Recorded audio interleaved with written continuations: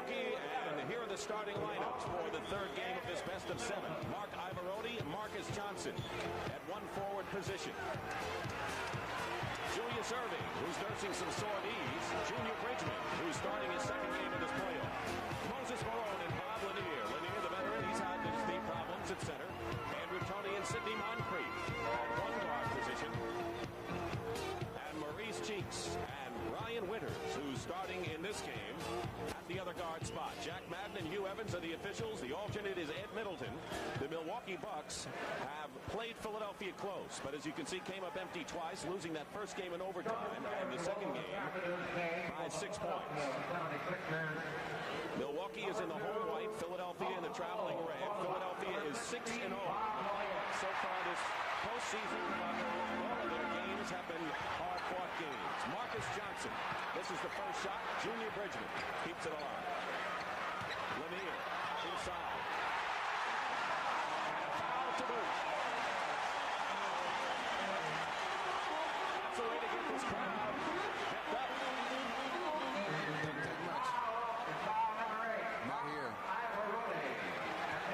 Mark Ivaroni's foul, and Milwaukee with a chance to move in front 3. Now, what we want to watch for to see if the changes that Don Nelson will produce the desired results.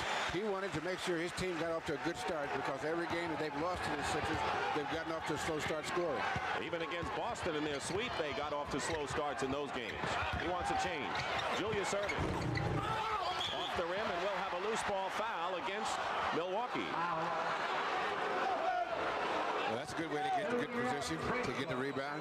Junior Bridgman commits the foul. Now, we talk about what Don Nelson wants from Bridgman and Winters offensively. What do these two do for Milwaukee on defense? Well, they're not as strong as the other as the kids were. I call them kids, Lister and Presley. They're not as strong defensively, but they are better shooters. Now, look at Bob Lanier. Bob Lanier's been hit with a technical foul. Technical on Lanier, and he gets hit with the personal foul as well. How important is it for Lanier to avoid foul trouble early here? It's very important because I think with these changes that Don Nelson made, Lanier will probably have to play more minutes so that when they make the transition with the substitutes, there's a different quality, different skills coming in. And so he may have to play more minutes to adjust for these changing periods and the substitutions. Bob Lanier, who had a problem with foul and holding Andrew Toney, and Billy Cunningham had some words for him in game number 2. So Lanier has had some extraneous problems here. Julius Erving connected on the technical foul. Block inside. Marcus Johnson coming down all the way for the Bucks. Brian Winters on the follow-up, and we have a foul against Milwaukee the other way. Bob Lanier blocked Maurice Cheeks' attempt inside and one in, but Brian Winters has committed his first personal foul. 3 team fouls already on Milwaukee, and we have just about a minute gone by. Here's the block by Lanier. And the fast break, that's good. He kept the ball in play, but they didn't score on it. And that's what they have to do. They have to take every opportunity they have to score. Toney misses. Lanier clears, and here's Bridgman. Coming off a pick is Sidney Moncrief. Moncrief scored 21 points in game 2 after a 1-for-7 effort in game number 1. Cheeks misses. Marcus Johnson. He's had 2 outstanding games for Don Nelson. Bridgman working on Julius. Inside, Marcus Johnson tried to keep it alive. Breaking the other way is Erving. Julius against Winters. Winters tries to fake a charge. Nothing called. And Marcus Johnson at the other end.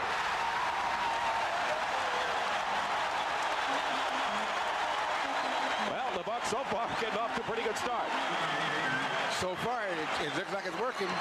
You know, when the coach makes the kind of change that Don Nelson made, it's because he has such a feel for his team. He knows how the guys are going to react emotionally. Moses Malone handling the ball for the first time in the game. Misses from way out. Erving keeps it going, and it's out of bounds. Milwaukee ball. Philadelphia has missed its first 5 shots from the field. And there is Don Nelson, a Midwesterner, born in Muskegon, Michigan, grew up in Rock Island, Illinois. Played his college ball at Iowa.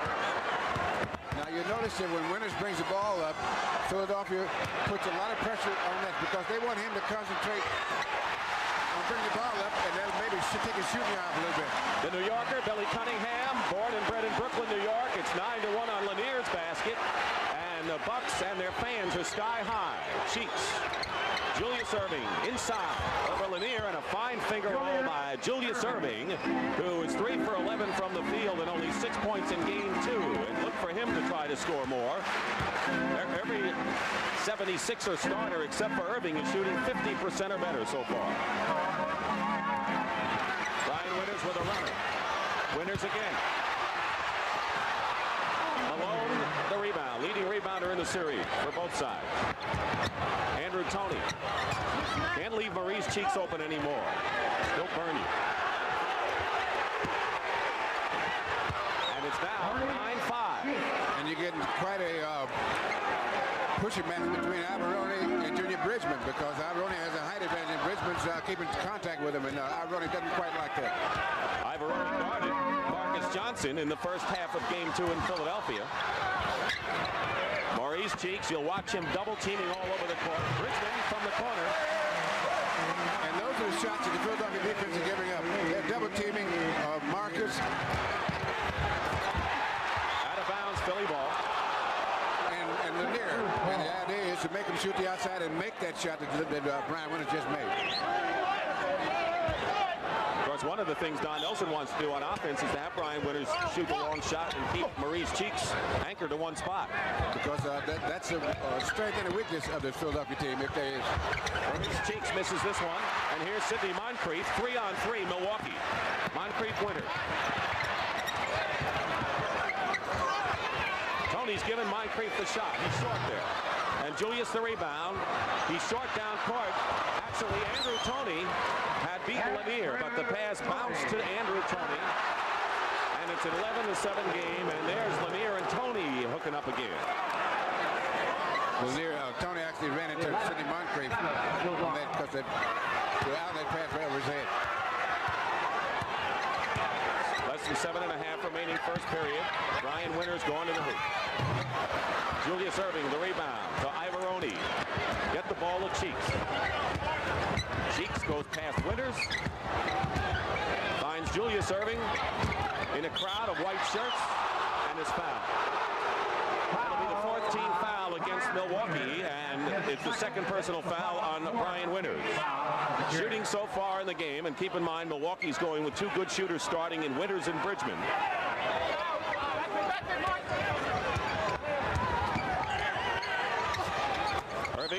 Julius Erving with 5 points. He has 5, but Philadelphia's 9. And now the Sixers, who are down 9-1, trail by only 2.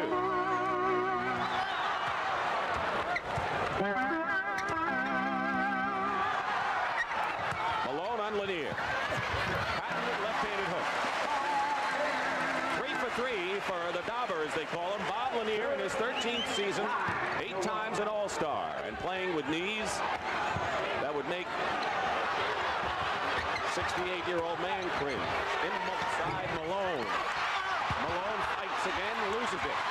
Out of the pack comes Marcus Johnson.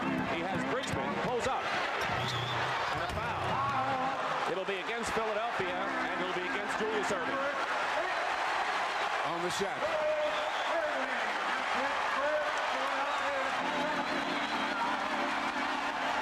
Remaining in the first period. Milwaukee's leading.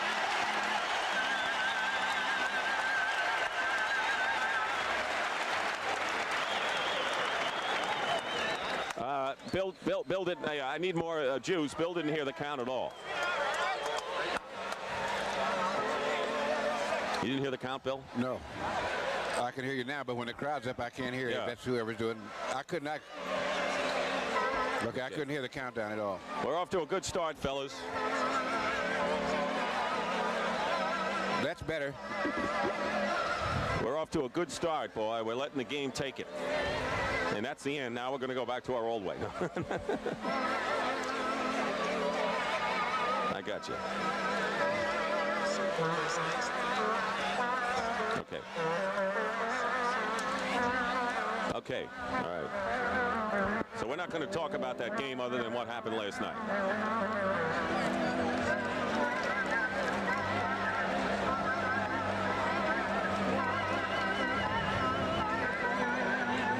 You keep Malone's rebounds and scoring on a... Thank you. Who, Bridgman and Winters? Yeah. All right.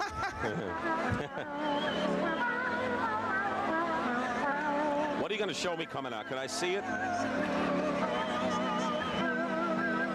Okay.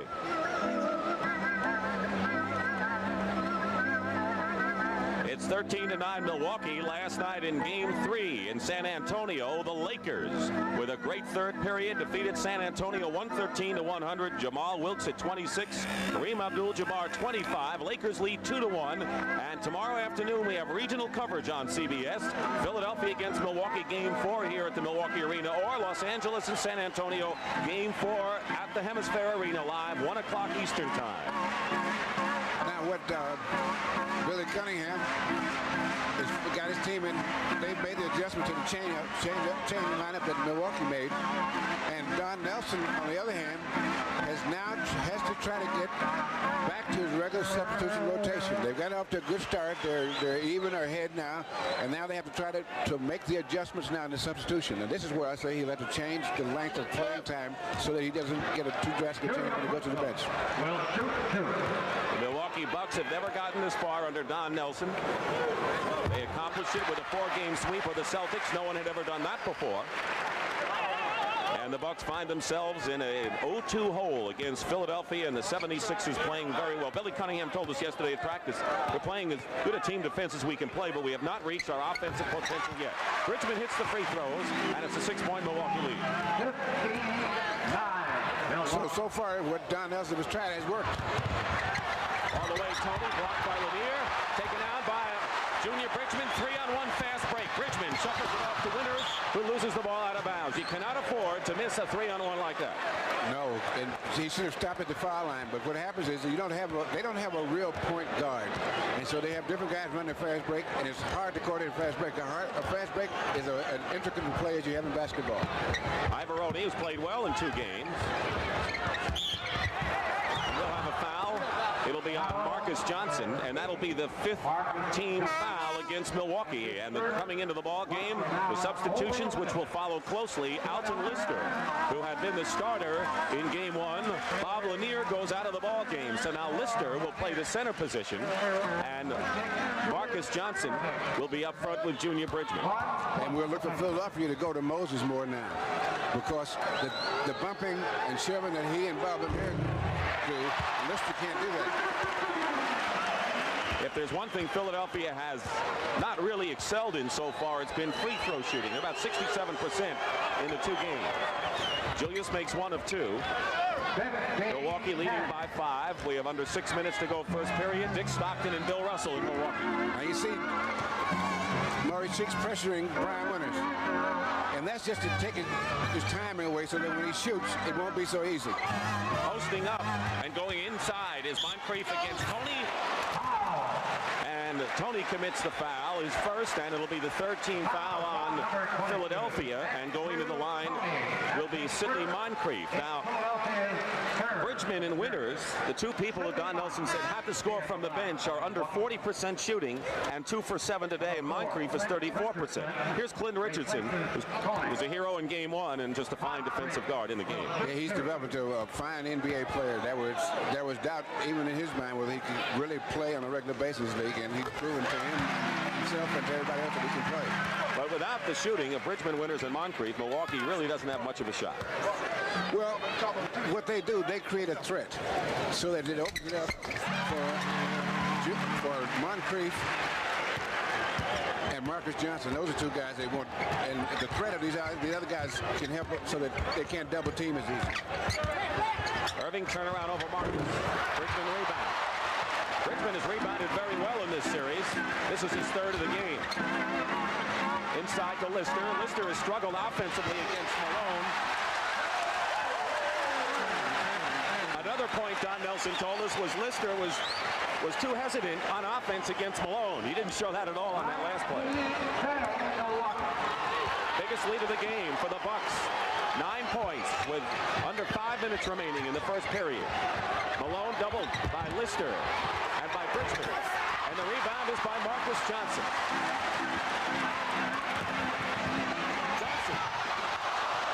And now Philadelphia wants to run the court. Richardson sees it isn't there. Ivoroni is inside against Lister. Bridgman is guarding Malone in a mismatch. They find Malone. Double team quickly by Lister. Turned over. And Milwaukee has it again. Bridgman.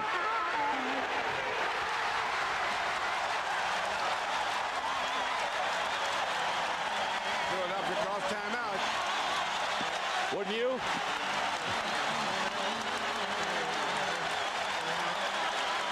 Biggest lead of the game right now.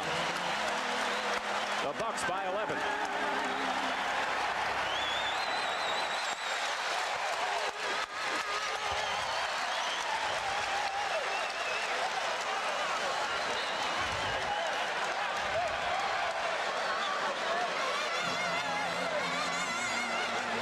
Yeah.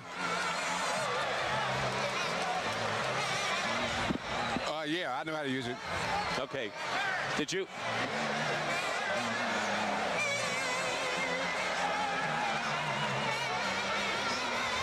Right. Okay, I know what. Yeah, right. You did hear me going in commercial, right? Okay, because I just want to see what it's like when I did try it with the crowd screaming.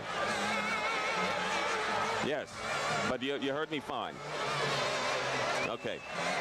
Sorry to hear that, Mike. Yeah, we were kind of hoping we'd have some problems, but if that's the way you feel about it, then that's it.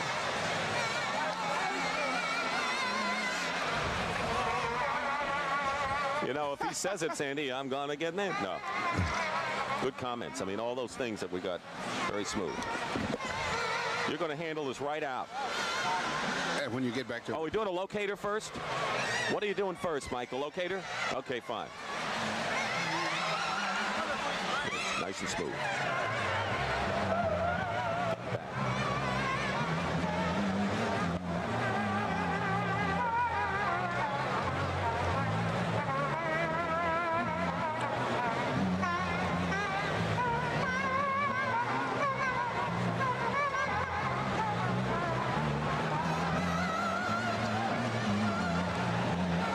Stockton and Bill Russell back live at the Milwaukee Arena on CBS, the home of the NBA championship, where Milwaukee leads 21-10 here in the first period.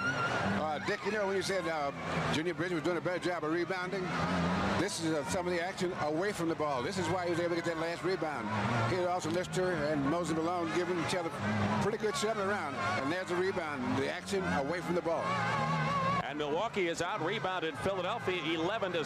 Marcus Johnson has 5 of those 11 so far, as the Bucks have outscored Philly 10-1 since the Sixers cut an 8-point deficit to 2. So it's been a game of streaks so far. Looking at the Malone-Lanier matchup, keep in mind that Winters has 5 assists in the game, and that's helped Lanier.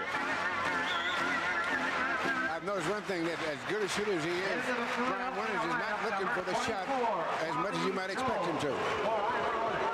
4:05 to go. Bobby Jones, number 24. Here's the booze because he really ended Milwaukee's hopes with 2 fine defensive plays. Richardson blocked inside. Alton Lister, who led the Bucks in block shots. That was some block. Because he came out of nowhere. That's where he got it, because Richardson knew he was free. 3:45 to go in the first. Malone knocks it away. Lister blocks Richardson. Malone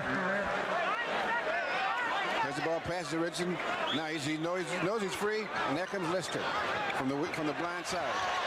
Lister and Irving the rebound. 21-10, Milwaukee leading with 3:34 remaining in the first period. Maurice Cheeks puts a move on Winters, goes in, gets the basket and a foul. That is an outstanding move by Maurice Cheeks, who's done everything in this series. And he gave Brian Winters 3 good fakes before he made that move.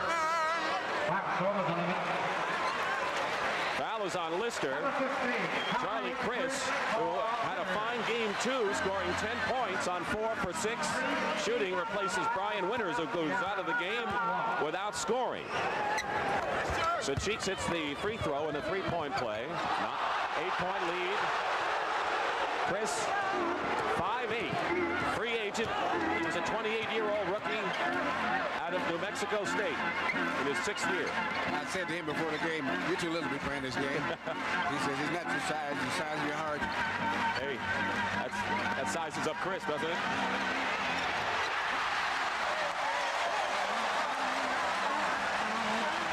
He's given him that spark off the bench, and maybe we'll see more of Chris because Winters and Bridgman started today. He gives him maybe some offense off the bench. Irving with the finger roll inside. It drops for Julius, and the Doc now has 8 points, and he's the game-high scorer. Milwaukee over the limit in fouls. Philadelphia's committed 3 team fouls here with 2:40 to play in the first.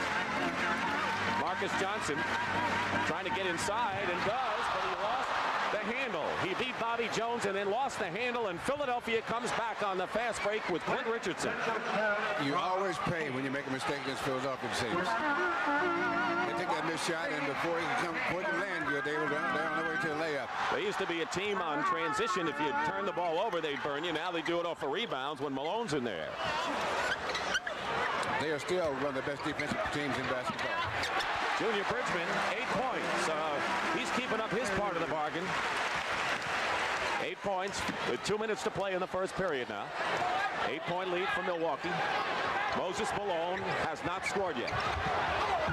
And forget about that. Malone with his first points, and it comes with under 2 to go in the first.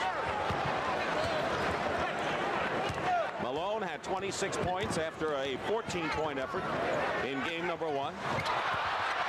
Alton Lister going up. Lister again. Philly can cut it to 4. And they do.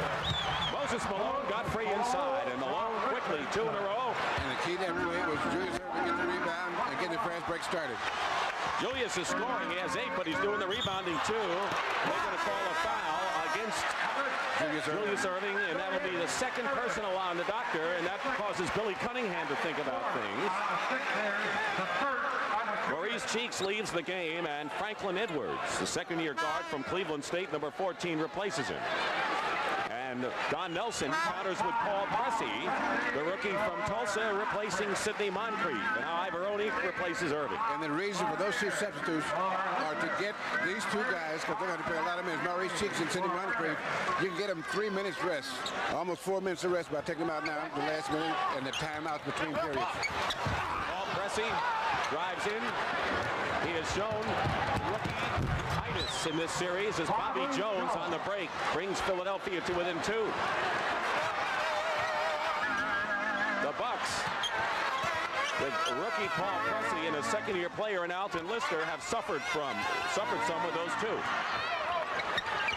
Franklin Edwards is on Chris. Bobby Jones on Bridgman. Lanier guarded by Malone. Chris. The drop for him. Shooters bounce. The great shooters always get those bounces. The guys with stone hands, they bounce, they bounce out. Are you complaining? Yes. I thought so. 30 seconds and 14 on the shot clock. Edwards goes up and out the ball. And a foul by Philadelphia. Franklin Edwards and Paul Pressey, and will go to the line now. And both these teams are real good defensively, and when you dribble in traffic inside the paint, you're going to have a lot of problems with both these teams. They help out very well. Moncrief is back quickly for Chris. Why? Well, Nelson wants to finish his first half on an upbeat. He wants to get probably Moncrief to take the last shot. And of course, you saw Billy Cunningham counter quickly with Andrew Toney. Alton Lister is back, and Clement Johnson comes in for Moses Malone.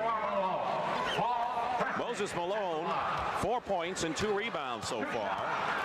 But, you know, with a guy like Moses, the numbers don't tell the story, because he saps the strength of the other team by his presence, because they're always worried about him, and he's always on their mind. I don't know where he is, right?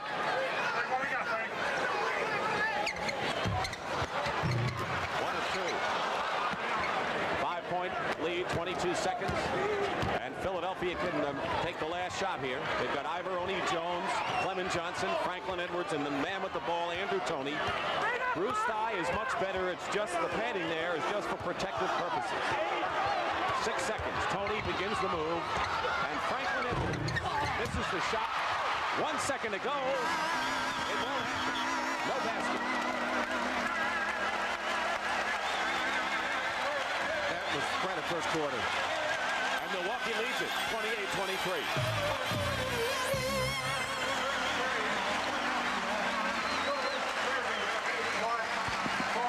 That was Bill Russell's best first quarter I've ever heard.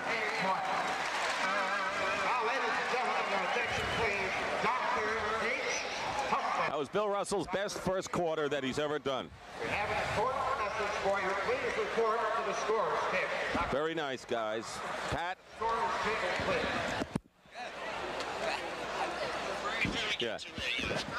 Yeah.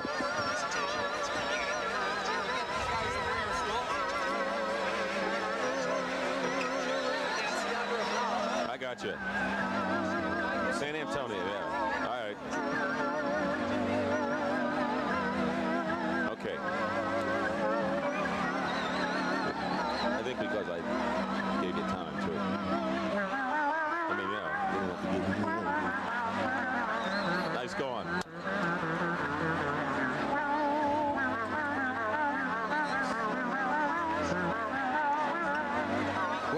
What?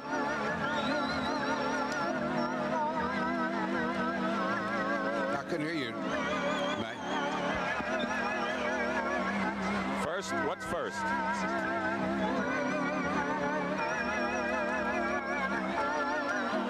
In any 7-game series. Gotcha. That first one was a 5.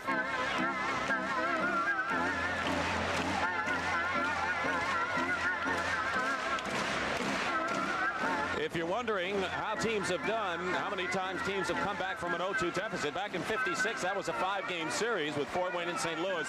But there have only been 5 occasions where a team has been down 0-2 and come back to win. And Milwaukee leading after the first period. And of course, Bill Russell's Boston team in '69 when the balloons didn't come down, right? At the Forum, right? That was found in the Forum. 28-23 Milwaukee. Want to remind you, coming up at halftime, Pat O'Brien will be our host.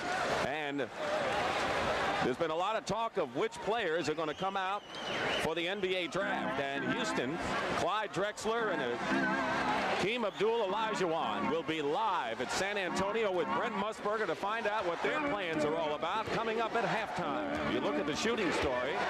Milwaukee with a 5-point lead. Pressey is on Andrew Toney. And Andrew gets Pressey in the air. The basket counts. We'll give you the matchups. Edwards is on Pressey. Toney is on Moncrief.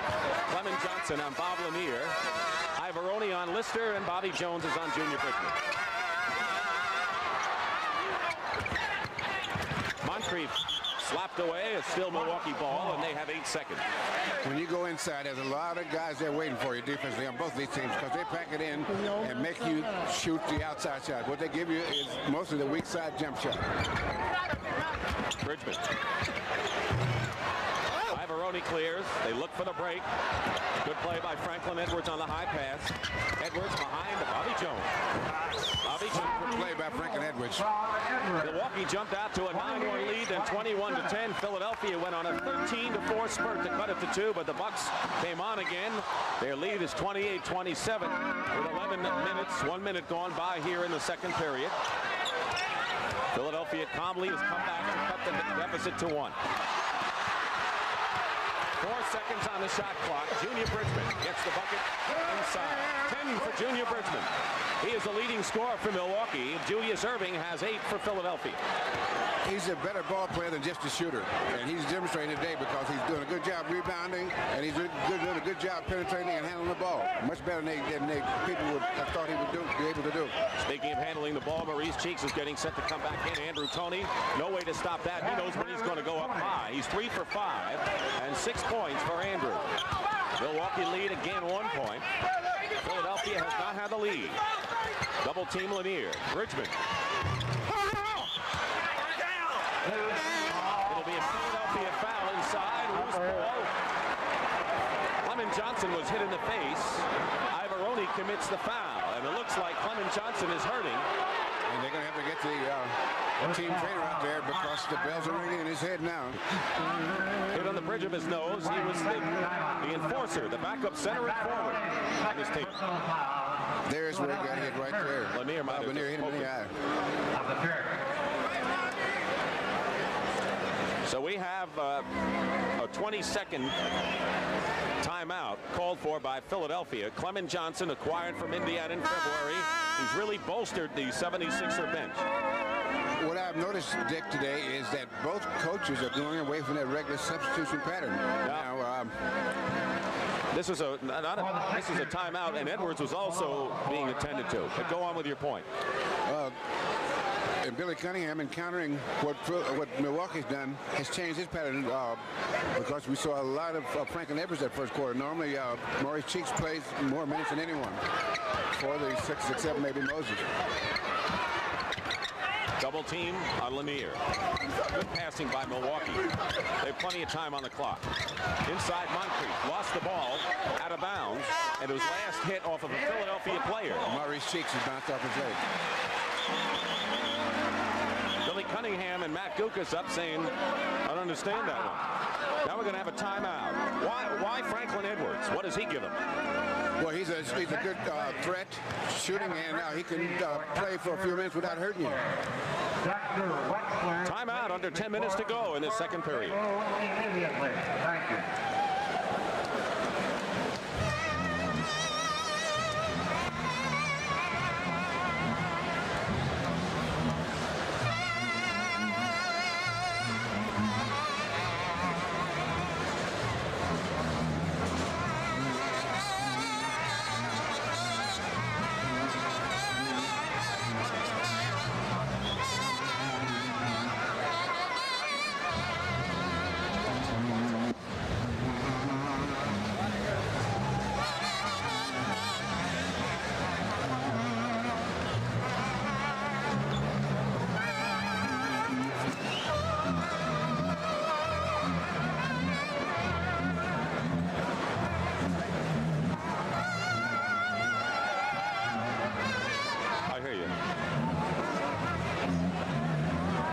See it? I got to see it.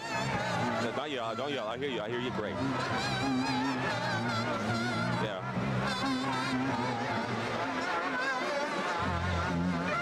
A report at halftime on the conditions.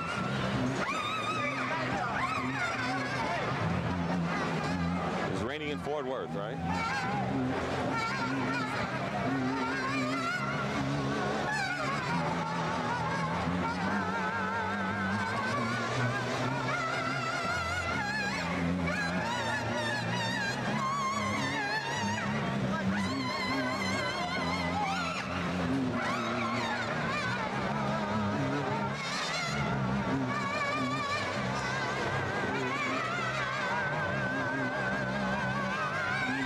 Third round coverage from Fort Worth, Texas. The Colonial National Invitation coming up after the game, and we understand it's raining in Fort Worth. At halftime, we'll have a report on the weather conditions at the Colonial. And here is the leaderboard after 2 rounds with Bobby Watkins, a 1-stroke lead over Gary Hallberg, Nelford, Fiore, and Caldwell right behind. But we'll have a report on what's happening at the Colonial at halftime. You think he's a little nervous? Watkins has never won a tournament, and to have the lead, and you don't know whether to try to hold it. You know, it's just like, do you know how to win yet? That goes for any sport, right? Moncrief misses. Rebound. Nice play by Moncrief. Outstanding defensive guard, anticipating the pass for Andrew Toney. Milwaukee's lead is 1 point. We have 9:43 remaining in the first half. Dick Stockton, Bill Russell in Milwaukee. And the crowd is aroused. They want to see their Bucks back in. 2-0. Sixers lead the series. And a fine shot by Junior Bridgman. A semi-hook shot from the baseline, and he has 12 points on 5 for 8 shooting. Junior Bridgman is given first name is Ulysses, played in Louisville. And a Milwaukee foul has been called. It's on Paul Pressey, the rookie, and the first team foul on the Bucks. Here's Pressey trying to hook and Andrew Toney. Off man the hook. Brian Winters is back. Marcus Johnson is back as Bridgman gets a hand, going out with 12 points and also going out as Pressey. And the substitution that Nelson's making, so you have a certain amount of good outside shooting so that they can't collapse so much. But they got scorers and Marcus Johnson back there to take care of the inside. And a defensive player in Alton Lister, power forward. Foul is on the Bucks. It's on Moncrief, and he knew it. Fouls on Sidney Moncrief. And he knew it. He didn't complain. He never complains. Almost never. The big strong points for Milwaukee so far as they hold a 3-point lead. They've committed only one turnover, and Philadelphia has not had an offensive rebound yet. Now, what Sidney Moncrief does very well with Andrew Toney is deny the ball to him. Lanier denied the ball to Malone, and Winters did everything he could to save it. Still Philadelphia ball with 11 seconds on the shot clock. Now, that's dispiriting when you make a good defensive play and don't come up with the ball. The defensive play is not over until you have that ball. That's why you never block the ball into the 15th row when you play. Toney against Moncrief. Matchup of outstanding players. And Moncrief gets a piece of it. And Milwaukee, with 8:40 to go, trying to make it a 5-point lead. Their biggest margin was 11. But Philadelphia's come back. It's been a game of streaks. Moncrief inside. And the foul the other way is against the Bucks. Loose ball. Foul. 2 on Moncrief. Very serious player is Sidney Moncrief. I think he wants to do something unusual. He might want to complain a little bit now because he thought he got hit pretty good on the shot when he went in. Milwaukee has 3 team fouls. Philadelphia 1 with 8:15 to go in the first half. Toney uses Ivoroni as a screen. Alone. Now it's Marcus Johnson. So Philadelphia still doesn't have an offensive rebound in the game. Winters. Moncrief. Shuffles it to Alton Lister. And that's what the key players have to do. Julius on Milwaukee, on Philadelphia, and Marcus and Moncrief on Milwaukee. They have to penetrate and dish off. Cheeks had no play, so he took the shot himself. And Maurice Cheeks, who is averaging over 20 points a game in this series. And Maurice Cheeks is what you call a coaching aide. When the play breaks down, he makes the hoop. Makes everyone look good in the bench. 3-point lead for Milwaukee with 7:25 remaining in the first half. Live at the Milwaukee Arena, Game 3, best of 7, the Eastern Conference Final. Lanier. 9 points for Lanier. He's outscored Malone 9-4 and hasn't missed a shot yet. He's 4 for 4.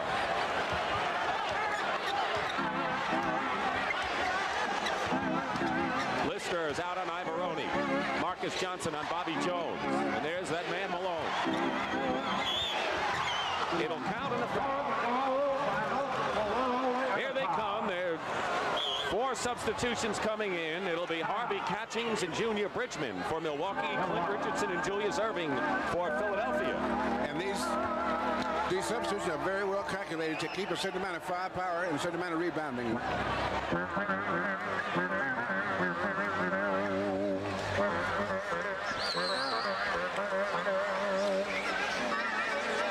What shot? It's all right.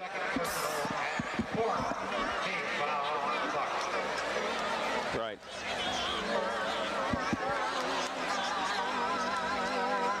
Okay. So I'm going to ask you. I'm going to say, this is a game Milwaukee has to win. Obviously, down 2-1. I may do 2-0. And I'm going to say the big changes. How do you assess? Can you assess at this point what the changes have meant? That's what I'll do. Because maybe you can't. Yeah, right. All right, but I know, but we're working. It's just very, they ought to make cards that go in the back instead of the side. Okay.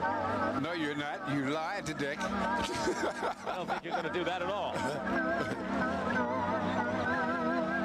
You know what it does, Mike? Mike, the cord rips the earpiece from me, so I gotta move the cord back because it rips the earpiece.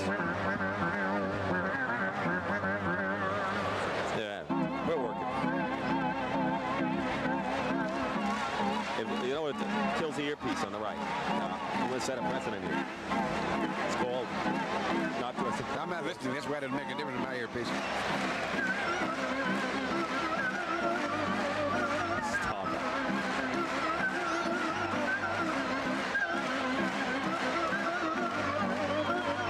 A game Milwaukee needs desperately. In fact, they need both of them this weekend. They're leading 36-33.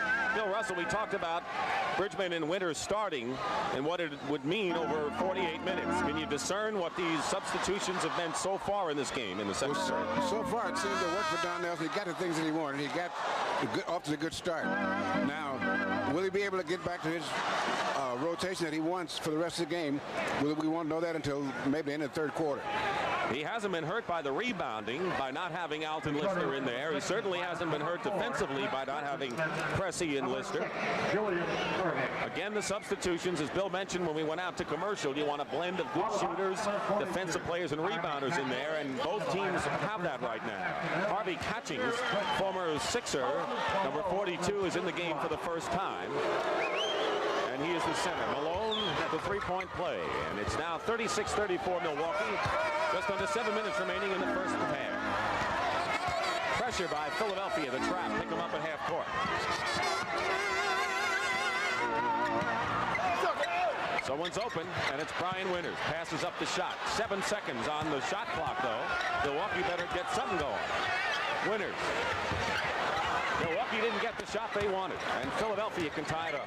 And the reason they didn't was the pressure that Philadelphia exerted was just to make them take time, so they didn't have time to run their plays. Their plays taking an ordinary amount of time.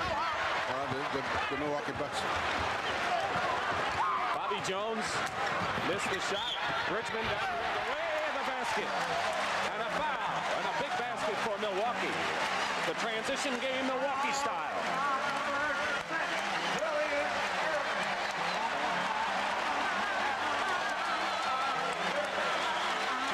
On Julius Erving, his third personal foul, and that is the second team foul on Philadelphia.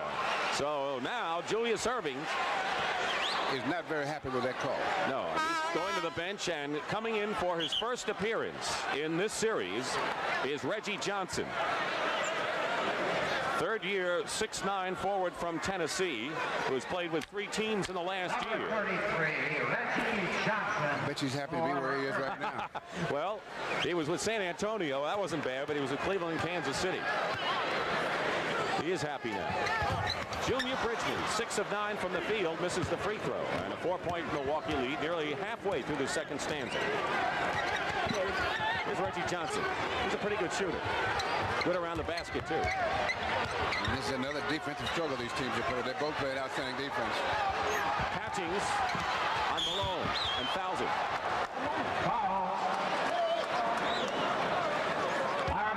Now, Catchings can match up with Malone physically much better than you would think looking at his statures, but he's a very strong player, and he's a very experienced player. He's been playing quite a while. And so, but his weakness is he does not give you any offense. So now what he has to do is set picks, rebound, and play defense. That is a 15 foul against Milwaukee. They're in the penalty, and Malone, now with 8 points in the game, he has 2 rebounds and 7 points. 8 points for Moses. So Malone and Erving. Malone has 9 now. Erving has 8. Cheek 7. Those are the high scorers for Philly. Bridgman with 14 and Lanier with 9 lead the Bucks. 5:45 on the clock. Milwaukee by 2. The reason Milwaukee offense takes so much time is they try to get the other team to commit so they can get the offside, weak side shot.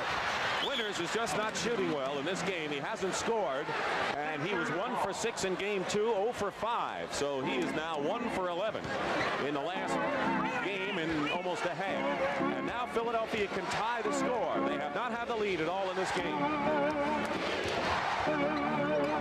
Reggie Johnson, Cheeks. He's got quickness on Winters. Clint Richardson with a screen from Bobby Jones. And Catchings gets the rebound. So Philadelphia has had chances to tie it up, and they've missed every time out. Junior Bridgman, guarded by Reggie Johnson. Malone in the corner. So once again, Philadelphia cannot the score. And Bobby Jones does exactly that. Our first tie of the ball game. At 38, at one point, Milwaukee led by 11. And Milwaukee's got to turn it up again. Well, they're not hitting that shot that they have to hit, that outside shot, because the way the Philadelphia defense set up, they give them the weak side outside shot. Blocked by Malone. Moncrief. And now Jack Madden blows his whistle, and everyone looks at him.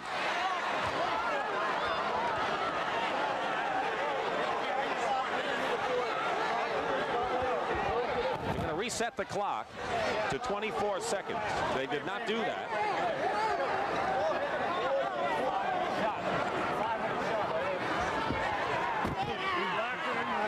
The block shot hit the board.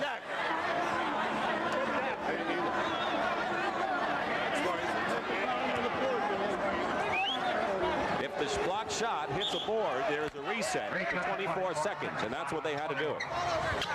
4.5 to play in the first half. High score, 38. Marcus Johnson over the top. Philadelphia can take the lead. And Philadelphia's not giving Milwaukee any shots. The weak side shots, they're not getting even, because now they have to go one-on-one for the jump shot, and that is not a good shot. What's Malone's argument with Evans? I think he said he got pushed over the ball, bounced over the backboard. He got pushed out of position, and he wants the foul called anyway.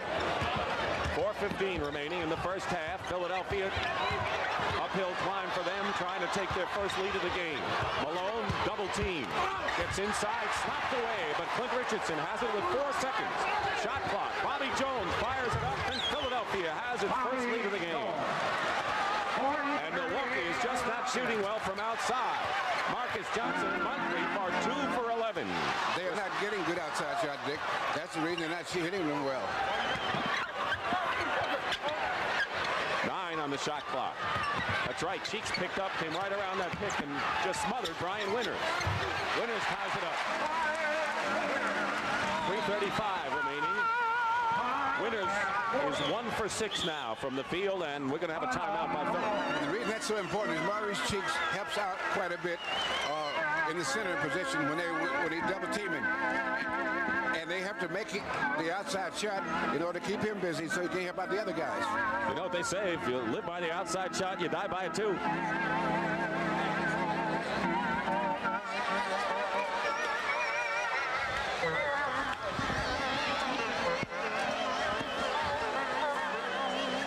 Yeah, well, that happens in the sport. Johnson, give me that, 3 for 17.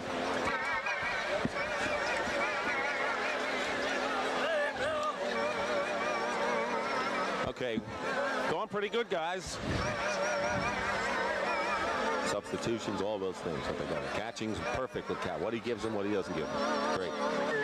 But that's all for today, okay? Thank you very much for joining. As guest analyst, right? Our guest has been Bill Russell. You know, the old-time announcers. Our guest on Basketball Day has been Bill.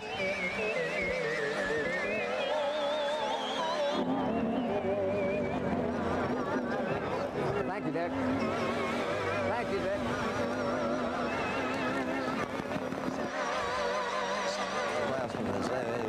What's it?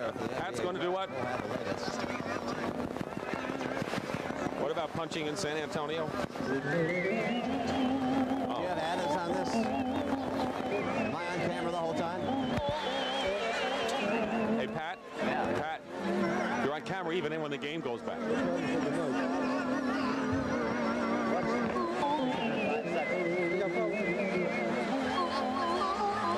We're tied at 40 with 3:31 to go in the half, and to find out what's in store at halftime, let's join Pat O'Brien.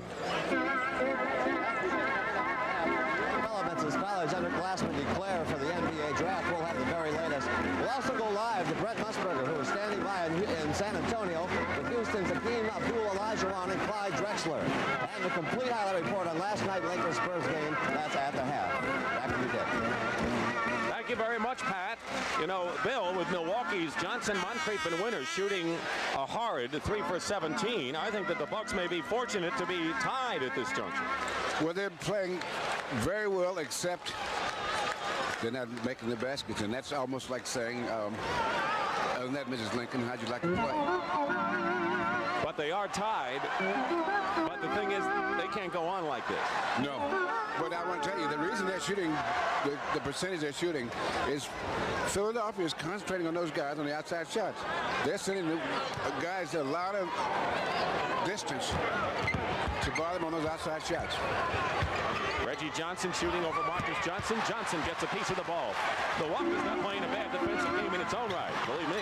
No, they're not. They're playing excellent defense. Both teams are well prepared to play the other team. The Bucks have blocked 6 shots by a variety of people. Moncrief on the pass back from Winters. The basket no off the rim. Moncrief signaled to Jack Madden. He says, how about a goaltending call? Wasn't going to get it. You know, Bobby Jones commits the foul. Moncrief has had so many near three-point play situations like that in this series. Well, he's almost ready to forego his outside shot, which is an important part of his repertoire. To go inside and try to get three-point plays because his outside shot is not falling for him. 3 team fouls against Philadelphia. The Bucks over the limit with 3:07 to go in the half. Moncrief has 5 points. He averaged 22.5 in the regular season. He has not missed from the line in 3 tries. You know, you think about these guys, we're talking about their shooting percentage and everything. But I want to tell you, Philadelphia defense has a lot to do with all of it. They are really playing outstanding defense. Milwaukee with the lead, 42-40, under 3 minutes to go, first half. A game Milwaukee needs desperately. They cannot afford to be down 3-0. Reggie Johnson, Malone moving out and passing in that time. It was an outstanding pass by Moses on that because he turned around and faced the court. He has to do that so they can see the double team and they can see the guys that he can pass to. Look at the shooting in this period with 40% for Milwaukee. And they leave Harvey Catchings open. That is not the shot that Don Nelson wanted. He says, no, great shot, great shot. And you know what? Philadelphia would give him that every time down. They'll let Catchings shoot. Reggie Johnson trying to move it against Marcus Johnson. Doubled by Brian Winters. Quick passing, and Clint Richardson goes in with a foray. No basket, and offensive foul against Philly. Just as I was about to say, good move by Clint Richardson. It was. It's what happened after that. Offensive foul, Clint Richardson. That is his first personal foul. Milwaukee with a 2-point lead, trying to add to it. 2:15 remaining in the first half. Paul Pressey, long arms. Lanky at 6'6", good defensive guard. Marcus Johnson. Billy Cunningham said, well, we like people like Pressey and Marcus Johnson to shoot from outside. Cheeks penetrates. And they're going to call an offensive foul on Mo. And Maurice Cheeks doesn't like that call.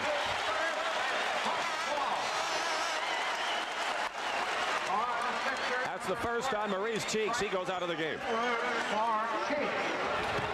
Here he is, and it was a good call because Harvey Catchings had stood his ground for the last half hour, it seemed, the way it looked inside. Philadelphia has turned the ball over 6 times to only once for Milwaukee. Pass into Marcus Johnson. There's another turnover, and Philadelphia coming back to try to come with a 2. Andrew Toney fouled. And Dick, I'd like to find out if there's any problem with Maurice Cheeks, because this is a little unusual that he's not playing as much as he is. I don't think he's in foul trouble. And he's Billy Cunningham picked him out the first and the second period. Maurice Cheeks, who has emerged as a star in the game of basketball after being an underrated performer for several years. He's in his 5th year, but a very good point as Toney goes to the line because Franklin Edwards came in early in the first period. Moses Malone takes a breather right now. He's replaced by Clement Johnson. So the Johnson boys, Clement and Reggie, are in there for Philadelphia, and they were both acquisitions in February. So you can see how that helped Philadelphia's bench.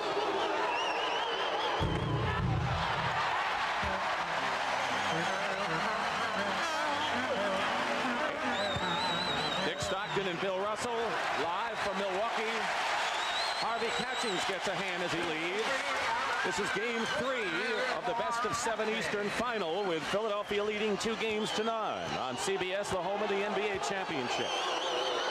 Andrew Toney is struggling so far in this game. He has 7 points, but only 3 of 7 from the field. Minute and a half. Sixers have a foul to give. You know what's interesting to me is that with anticipation of what the Sixers are going to do, Don Nelson even has plays to get the ball inbounds in the backcourt. Edwards running the court. And Andrew Toney with a short jumper at the baseline. And Milwaukee's lead is 1 point now. Philadelphia had the lead briefly at 40-38. It's been otherwise all Milwaukee with the lead, and we've had 3 ties. But Philadelphia will make you come up with plays for everything. Milwaukee has to play a near-perfect game to beat Philadelphia. Sure they do. Because they're playing very well now, and against any other team, I think they would have a 10-point or 20-point lead, maybe. At least a 15-point lead. That's your leading scorer in the game, Junior Bridgman, with 16 points on 7 of 11 from the field, and it's a 3-point lead for the Bucks, 14 on the shot clock for the Sixers. Andrew Toney against Pressey. Franklin Edwards against Moncrief. Rebound Lister. And now Milwaukee can play for the last shot.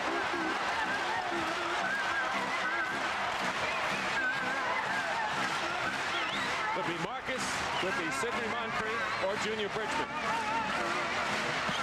Moncrief with 8 seconds. Moncrief with 5. Into Paul Pressey, blocked by Clement Johnson. And that'll do it in the first half. How do you figure that play? That was a great defensive move. The man was free, you had to give him the ball. So Don Nelson and the Milwaukee Bucks leave the court with a 48-45 lead. Billy Cunningham is within range. Bob Lanier wants his team to stay alive, and we'll be back with Pat O'Brien at halftime in a moment. Hello. Yeah, I'm here. How are you? I'm fine. Let me use which mic do you want me to use? Okay. We're on with the lavalier. Oh, I like this stool. We're going to be using the lavalier, but let's have that one standing by. Okay. Is it on? It's on, I guess. Just why don't you just put it down here? You can just hand it to me if it goes out.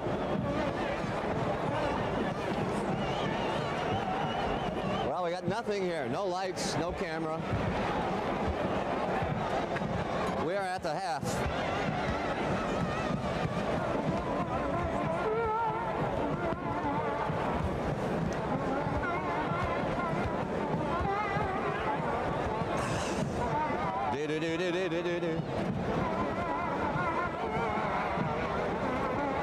Hey guys, we got about 40 seconds to go here. Huh?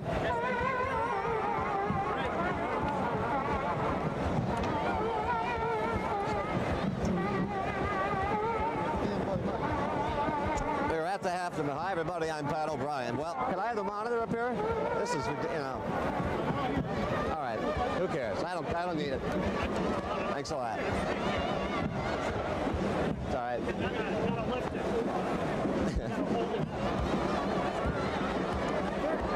Okay, Bridgman has 16 points, right? How many points does Junior Bridgman have? How many points does Junior Bridgman have? 27. They had a decision for college. We ready to do this, boys? 10 seconds.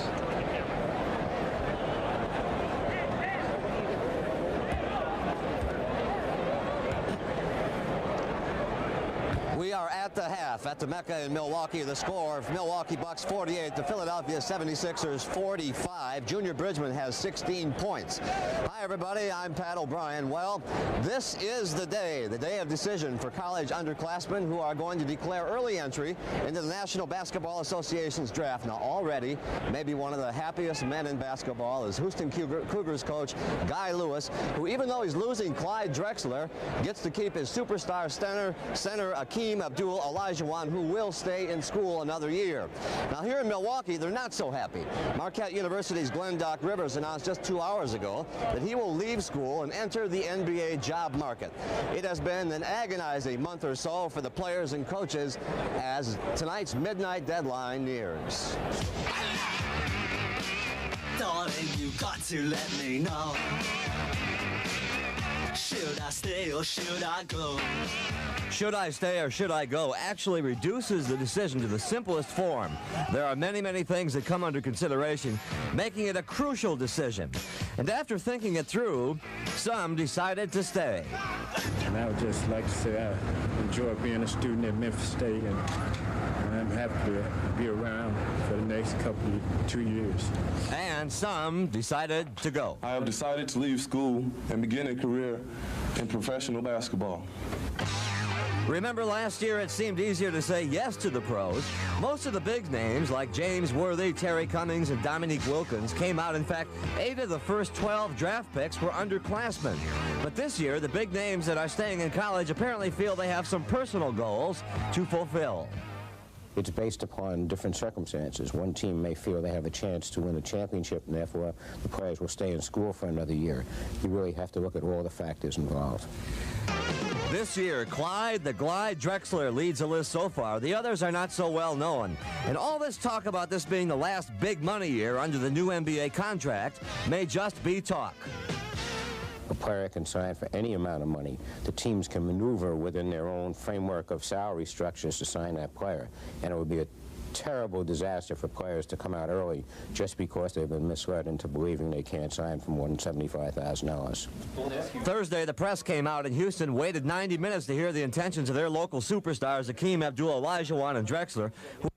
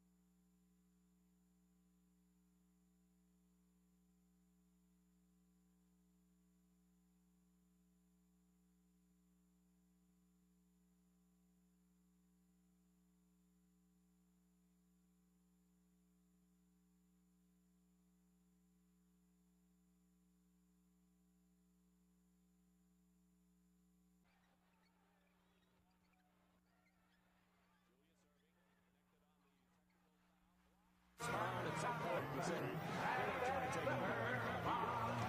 Leading scorers in the game. Andrew Tony looks at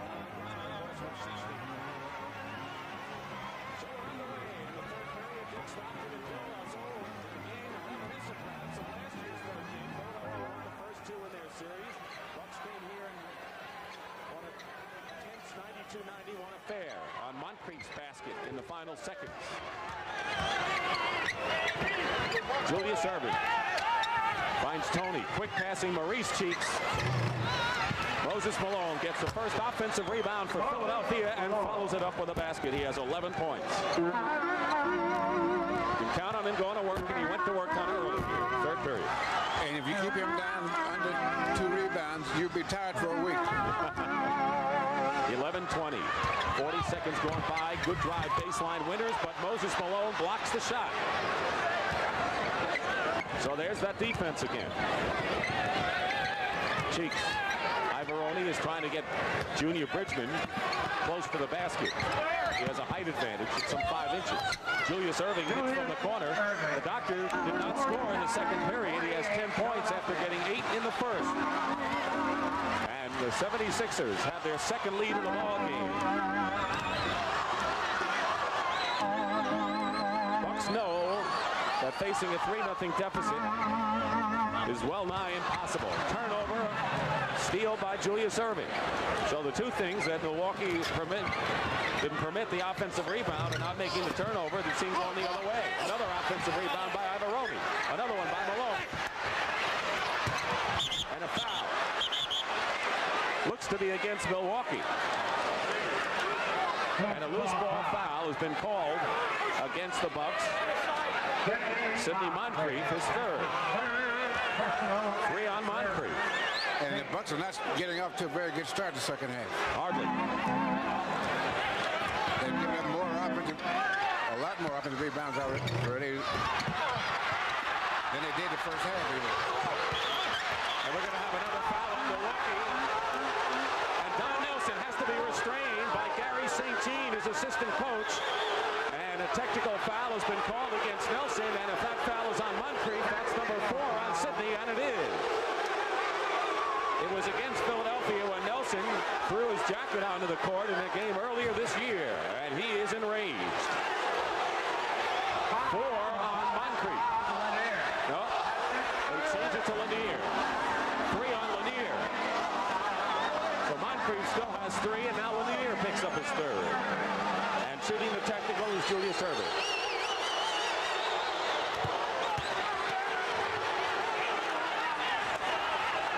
Sixers ball. They're up by 2.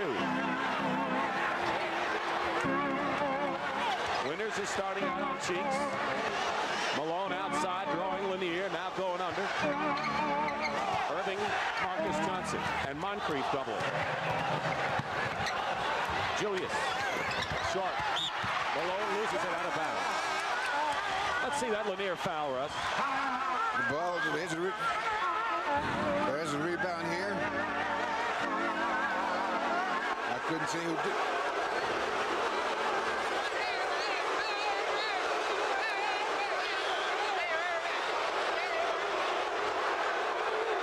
Well, this wasn't that wasn't the last foul by Lanier. That was the foul before by Moncrief. We correct that. It was the earlier foul. Timeout.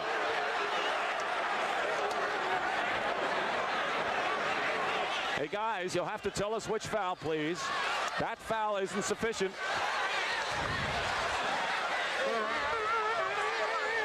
You follow me, Sam? Okay. No, that was the second foul. They called the third on Moncrief. Then there was another foul that was Moncrief that was changed to Lanier. That was the first foul. That was the first one, not the last one. No sweat, Sandy. You're doing one brilliant job in there. And if you believe that, Sandy, I got a bridge I want to sell you. No, that's true. No. Yeah. And it fell out. Well, you know it is, so no.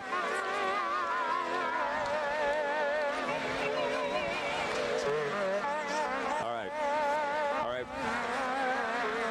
Yeah.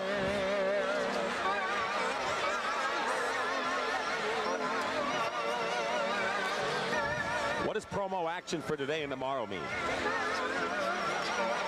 Okay, fine. Okay. All right, you're going to do both then, right? You're going to do how many pages on this thing? Right, thank you.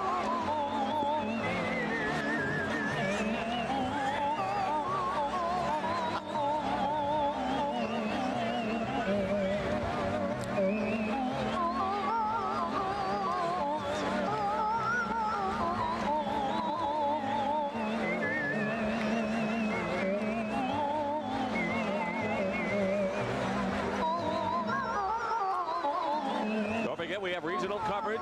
Philadelphia, Milwaukee game 4. LA, San Antonio game 4, with the Lakers leading 2-1 live, 1 o'clock Eastern. And then Bill and I will journey out to the Forum for game 5 of the Western Conference Finals between the Spurs and the Lakers, 11:30 Eastern, Wednesday night on CBS, the home of the NBA championship. And Milwaukee has not scored the second half. And although it's only a little over 2 minutes, it's still important that they get in gear pretty quickly, because Philadelphia's had ample opportunity to even have a bigger lead. They've outscored them 5-0. Bill thanks to 4 offensive rebounds. Moncrief tries to put the Bucks on the board, and he does. Sidney Moncrief with 8 points, and maybe from Milwaukee's standpoint, that'll kind of change the outside shooting fortunes they've had. Well, most teams, when they have trouble scoring, they try to go inside so they can get the shot or at least a free throw. With Milwaukee, they want to get the outside shot. Moses Malone fires up the shot, and there was a loud noise at one end of the arena that I think shocked a lot of the players as well. That was a loud noise. No basket. The weak side help got there late on that. I mean, got there early, so they fouled in there just as he got the ball. Iverone's 3rd personal foul, and that is the first team foul on the Sixers. Nearly 3 minutes gone by. Moncrief gets him behind his back, and the rebound Malone. Moncrief got underneath on a backdoor play, going behind the player. And good defense will make you try tough shots.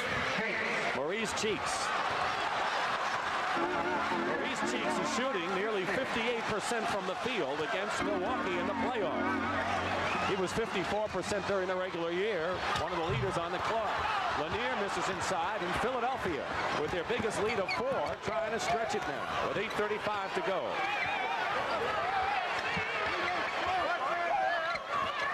Trying to get it to Tony inside. He's got Winters. Now Andrews out. 8 seconds on the shot clock. Good move to the hoop by Andrews. Blocked inside by Junior Bridgman. Marcus Johnson.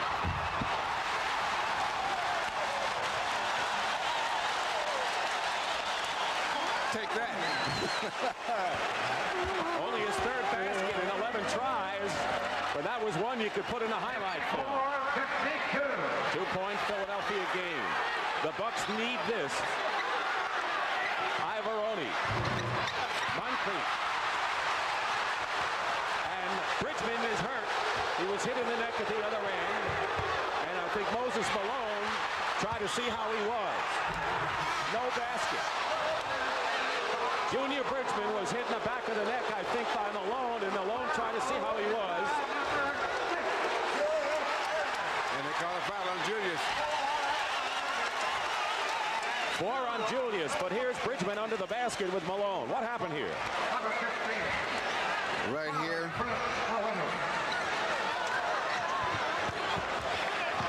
There. Marcus Johnson. Marcus Johnson.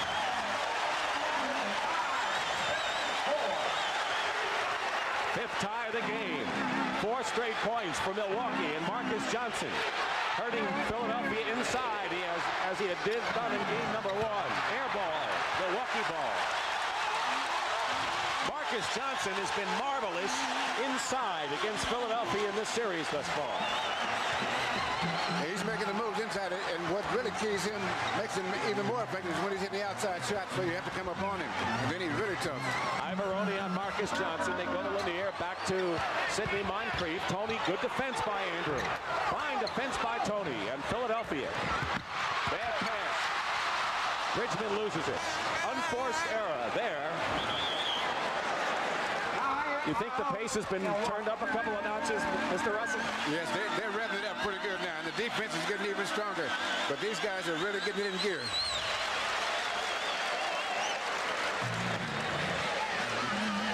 All right, good. This is out of the commercial. You mean? I'm going to do this.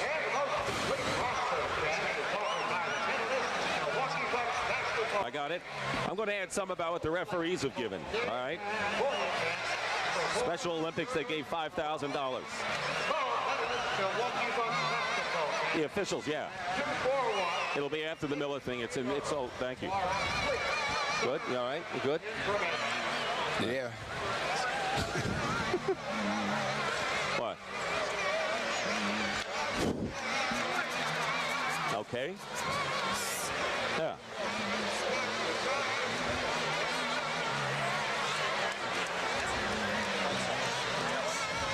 So after the Miller thing, you give me the officials? Thanks. Nice going, guys. This is going very well. It's one of our better efforts. That's good. Play-by-play guy normally gives that, but he's asleep.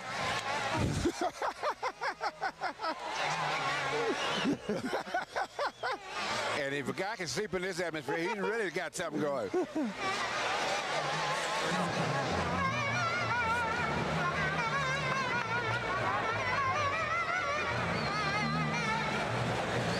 At the conclusion of today's game, Bill and I will select the Miller Most Valuable Player of the game. In conjunction with this award, Miller will present a check for $1,000 to the Special Olympics in that player's name. Of course, we're in Milwaukee, the home of Miller, and the NBA referees have also been part of this because today's officials are presenting a $500 check as part of a $5,000 donation this year to the Special Olympics. And Jack Madden, Hugh Evans, our officials. Ed Middleton is our alternate. Jack Madden, by the way, is the executive director of the National Association of Basketball Referees. So a doff of the cap to the officials.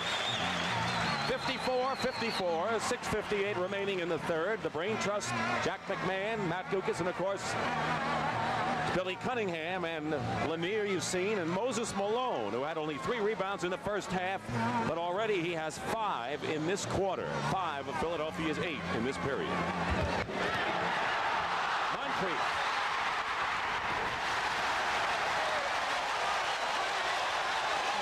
They kind of spur you on those plays. And that's 2 very physical players playing the backcourt, and that was just... Malone on the pick and roll. Comes right back. Now, on this play like that, it looks like Malone might have beat his man, but that's not what happens. You have to front him on certain situations, and then you have to get help on the weak side. So the weak side help was late coming on that play. 15 for Moses Malone. He had only 4 points at the quarter. Remember, he got off to a slow start. He's using that adding machine in a hurry right now. Charlie Chris, who hit a couple early in the game. He really gets the shooter's bounce, doesn't he? Charlie Chris with 6 points. He's 3 for 3 from the field. He was 4 for 6 in game 2, and now he picks up a loose ball. Moncrief. And a foul. They like it now. Great hustle by Charlie Chris because he caused that to happen. He stayed with Maurice Chicks all the way on that play until he came up with the ball. Here's Moncrief and Andrew Tony going at it. A little contact there. Little contact there. And you talked about Charlie Chris and his hustle. And there he's standing there. He comes up with the ball. And he makes the right pass at the right time to Sidney Moncrief, and he nabbed the foul line. Charlie Chris is going to go out of the ball game and get a hand. No, I guess not. He is not getting a hand. He's getting a hand, but he's not leaving the ball game. Alton Lister has come in, and Bob Lanier goes to the bench. You never know what combinations Don Nelson's going to use, right? You know, and things like that, what Charlie Chris just did, is so important in a game like this. Because the guy gives you something, not only does he make a good play, but he gives you something extra. And that gives the guys a breather also. Andrew Toney, baseline, comes back with a basket. And he took a breather too. You know, the foul story could become a factor because the starting forward tandem for Philadelphia, Mark Ivaroni and Julius Erving, each have 4 personal fouls. They're the only players in the game with 4. Moncrief and Lanier have 3 for Milwaukee. Malone fighting Moncrief, and it comes down to Philadelphia. There's the doctor. And Philadelphia regains the lead, 60-59. 5:22 and counting remaining in the third period. Milwaukee trailing 2-0. They're home both games this weekend, must win both games. Alton Lister, Chris over Cheeks, back to Lister. Air ball, but there's Moncrief at the other side.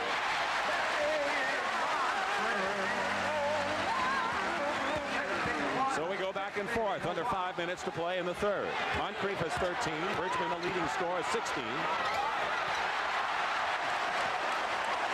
An air ball. Cheeks missed. Milwaukee, 1-point lead. Bucks and Sixers gone to these playoffs 3 years in a row.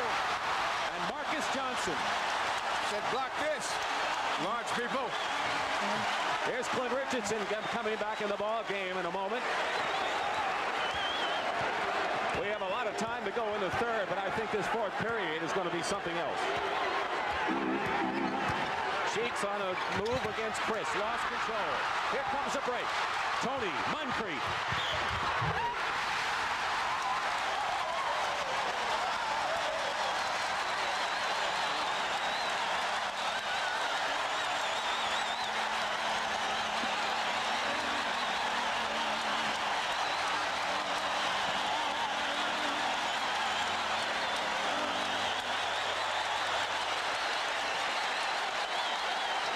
Here's the outlet pass. Sidney Moncrief. Take this, fake, and take that. And now I'll get a 3-pointer. 6 in a row run off by the Bucks. Andrew Toney, that's his second personal and the 4th team foul on Philadelphia. Can you come back to Moncrief? Thank you.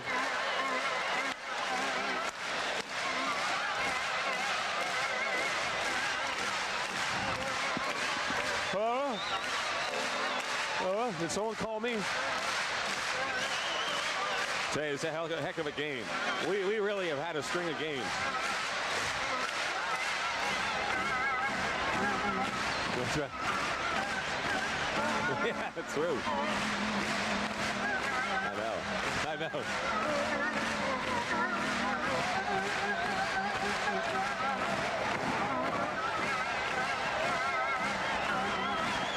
Coming back to Moncrief.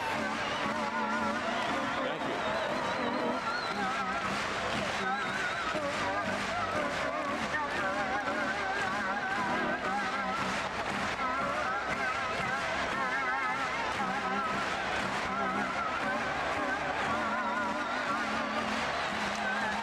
How's the audio sound? You don't? Oh, no. All right. I don't hear myself now. Did I get more juice or not? Yeah. Yes. You don't hear me. I may let the crowd go for a bit.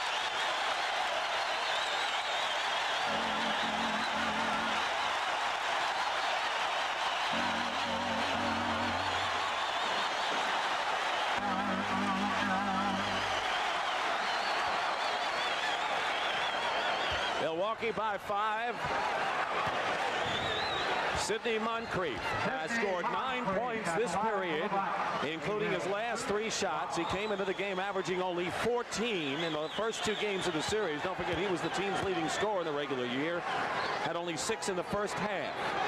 Right now, Moncrief has 16 points, 6 rebounds, 3 steals, 2 assists, and a blocked shot. And we already know how great he is on the defensive end.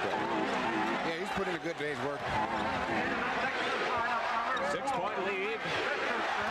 Toney going to the hoop, and behind him alone. Basket counts and a foul on the floor. On Sidney Moncrief, he got in the chest that time.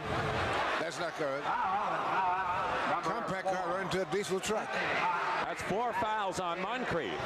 So Moncrief on Milwaukee will join Irving and Ivoroni with 4 personal fouls in the game. Charlie Chris goes out, replaced by Brian Winters. Chris has done well in 2 games, but Moncrief stays in with 4 fouls. Malone now has 18 points in the ball game, and he is approaching his playoff average.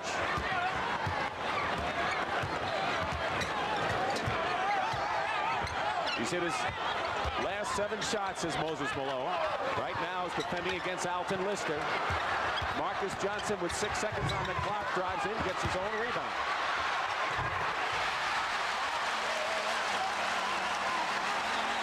Points in this third quarter for Marcus Johnson. Billy Cunningham Sixers trail by 5 with 3:33 to go in the third period. And the crowd yells defense. They're going to get a defensive guard. Paul Pressey coming in with the first jump. Tony, long rebound. It comes down to Philadelphia. Julius Irving on the court with 4 personals.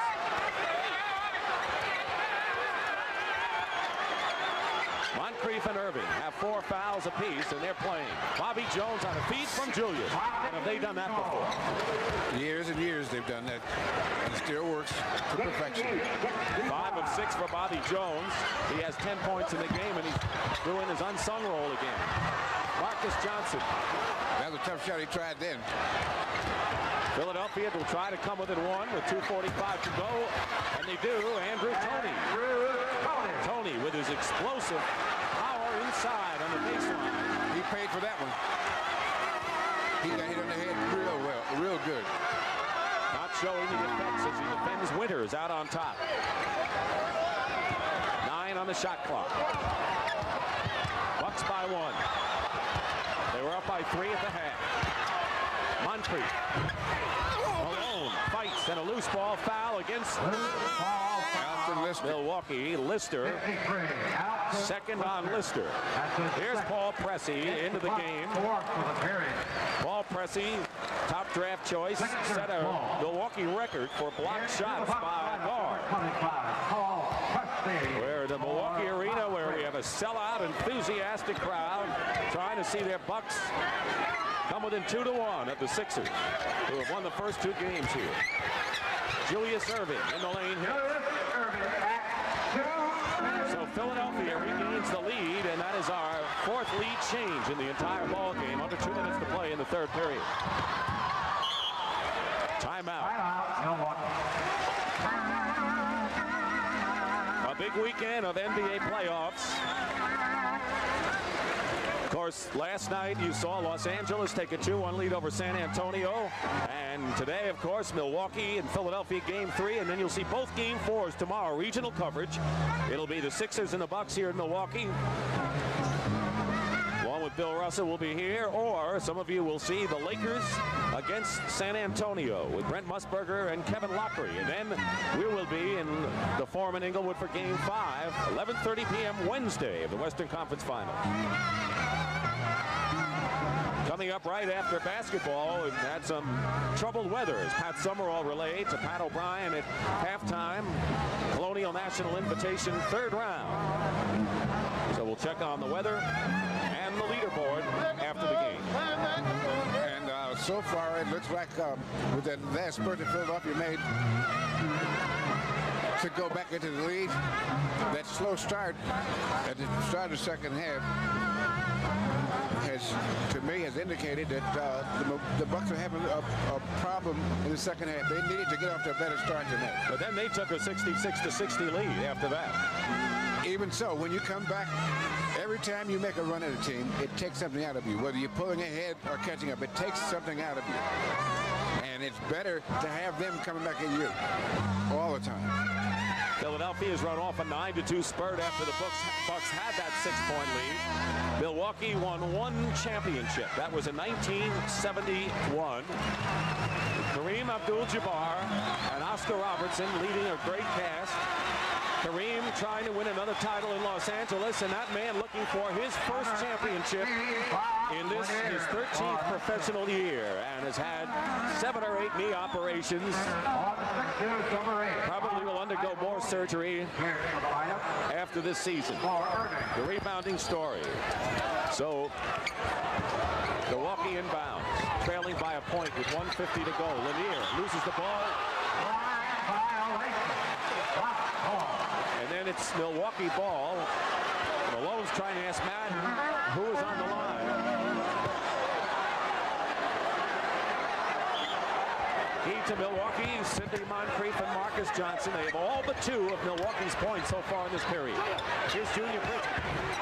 Now that's a good shot on the outside shot because he had a good chance of picking up a rhythm on that. But most times Philadelphia doesn't give him that. There's a guy rushing toward him, so he has to think about the defensive man. Bridgman is 18 points, his first point here in the third period. Loose defense. Bob Lanier knocked it loose, but the weak side had to be there to pick it up. And again, we tell you the weak side that we constantly refer to as the side away from the ball. The ball's on the left, the weak side's the right side. And it's not in the act of shooting. It's a one-shot foul. And, of course, that will be a shooting situation. That is the 15th foul against Philadelphia. Andrew Toney, it is his 3rd personal foul. Marcus Johnson, who has had a terrific 8-point third period, goes to the bench.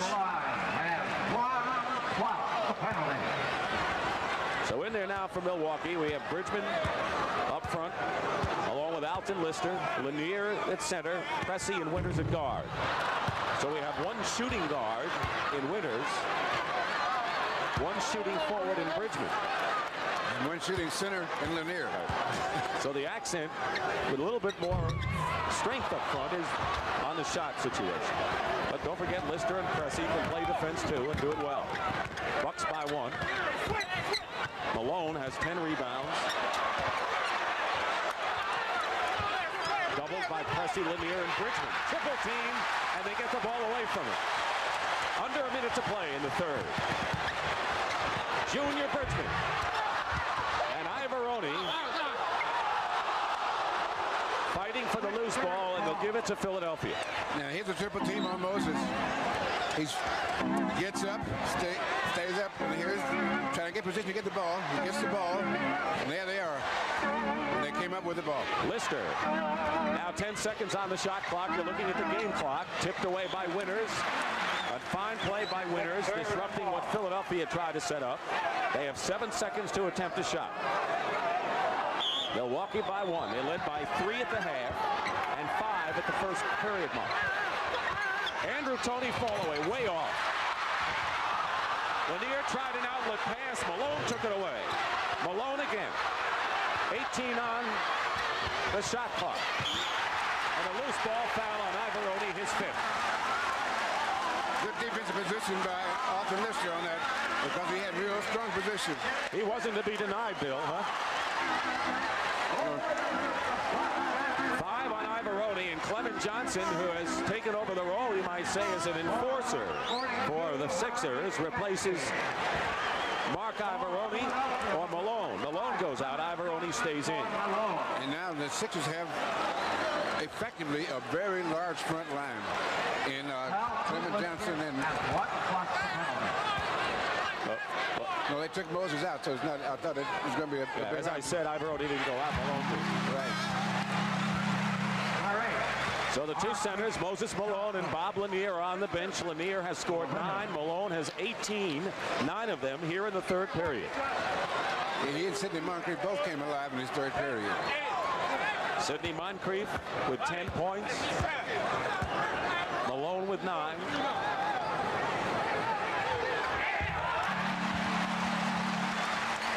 The Bucks by 3, and the last shot being set up by the Sixers.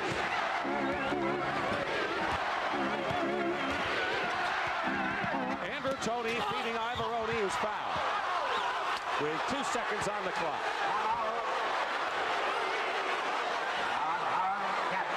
Harvey Catching, who's come in for Bob Lanier, 2nd foul.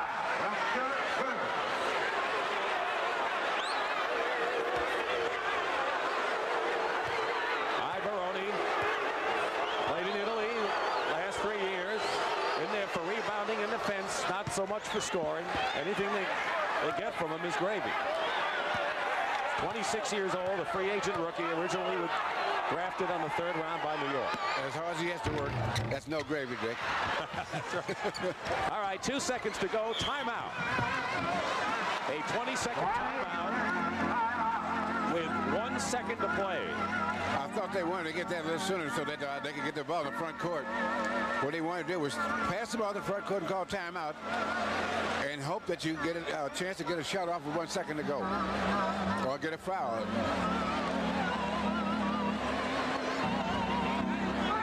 So with 1 second to go, 1 second to go, it's 72-71 Bucks. Turning to the Bucks lineup, 32, Brian Winters. Brian Winters, good three-point shooter, is into the game for Milwaukee. Marcus Johnson will inbound with 1 second to play in the 3rd. So it's Lister, Bridgman, Pressey, Marcus Johnson, and Brian Winters. Clement Johnson will defend against Marcus. 1 point lead for Milwaukee. They have 1 second. Alley-oop, doesn't work.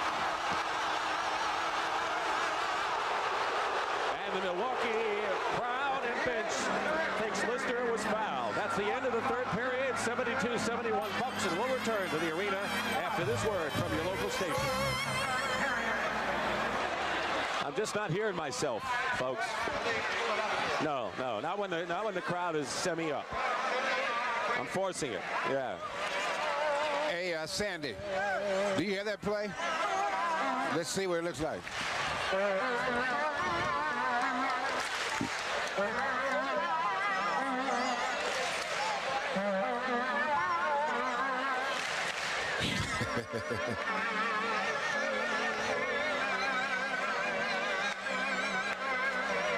See, Mike, I said Ivoroni was going out, then I changed it to Malone.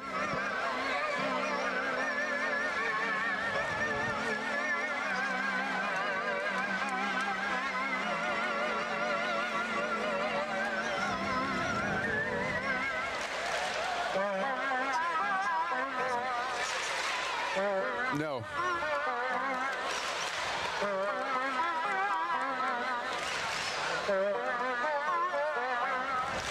I did make that correction, just so you know that.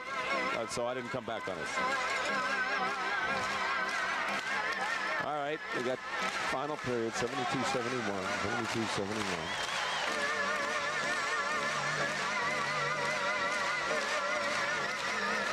What are you doing coming out to play? You got a replay? Okay.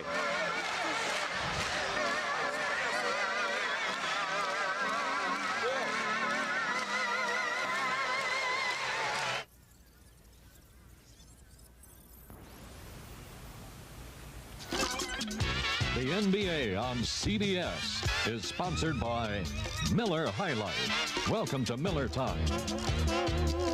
Gillette Atra Razor, the twin blade razor that pivots for a close, comfortable shave. And by Mazda and the full line of sophisticated Mazda products.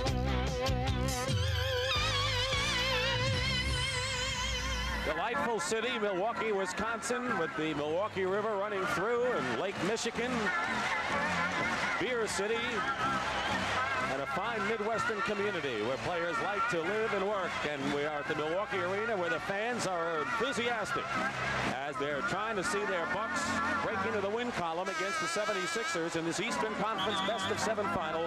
Philadelphia winning the first 2 games at home, trying to make it 3-0 here. The Sixers have won all 6 of their playoff games thus far, but they all have been struggles, and this is another one. You know, I was talking to Billy Cunningham yesterday, and he was saying that he was never known as a good defensive player. And now he has a defensive team. And I've watched his coaching moves and everything, and they are defensive, dominated by the defense. Marcus, or Junior Bridgman, hits the shot off of the screen. 3-point lead for the Bucks. They were up by 3 at the half. Bucks have played fine defense against the Sixer guards. Andrew Toney has 13, Cheeks 9, and both of those players have averaged over 20 in this series. Malone up top. Rebound, Bridgman. Bridgman made his presence felt down the stretch in game one in that fourth period to send the contest into overtime. Here's Winters with Clint Richardson guarding him. Richardson and Tony the guards. Moses Malone the center. Clement Johnson now at power forward. Bobby Jones at small forward. Winters to Pressey. Off the rim. And a foul. Loose ball foul called against Marcus Johnson, his third personal. First team foul on the Bucks in the final 12 minutes. Mark Ivaroni with 5, Julius Erving with 4 personal fouls for Philadelphia. Moncrief has 4 for Milwaukee. Moncrief in there with Pressey on defense. Driving in is Tony, gives it off to Malone. Blocked by Alton Lister. What a play by Lister. The Bucks trying to make it a 5-point lead. And a foul against Philadelphia on the pass into Lister, and it's going to be against Clement Johnson. They get Clint Richardson. Richardson with his second foul. And the first Philly foul of the final period.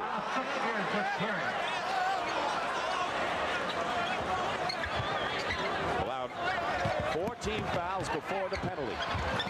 Pressey. Banks it in. Should Pressey be shooting? Well, Pressey's a good shooter when he stays within his range. And obviously his range can't be too far out. Richardson into Clement Johnson. With the shoulder in to Marcus Johnson, traveling against Clement Johnson. Now the Bucks have to capitalize on these plays right now that they're getting lead, so that when Philadelphia makes that run, that they'll hopefully come up for the Bucks. That is, come up short. 2 minutes gone by.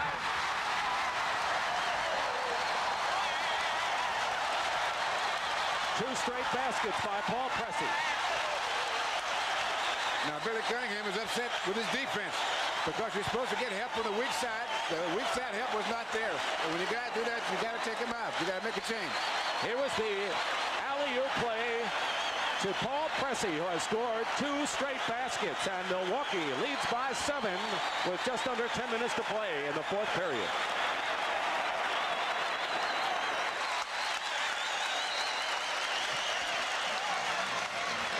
It's all right. The reason I took the replay is because it's easier to you finish your thought to do that. Right. Instead of the stop.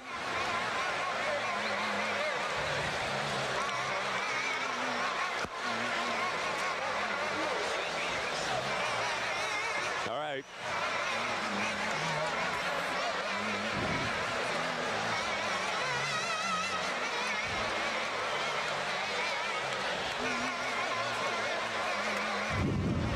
Let's see who's in the game for them and what's doing it.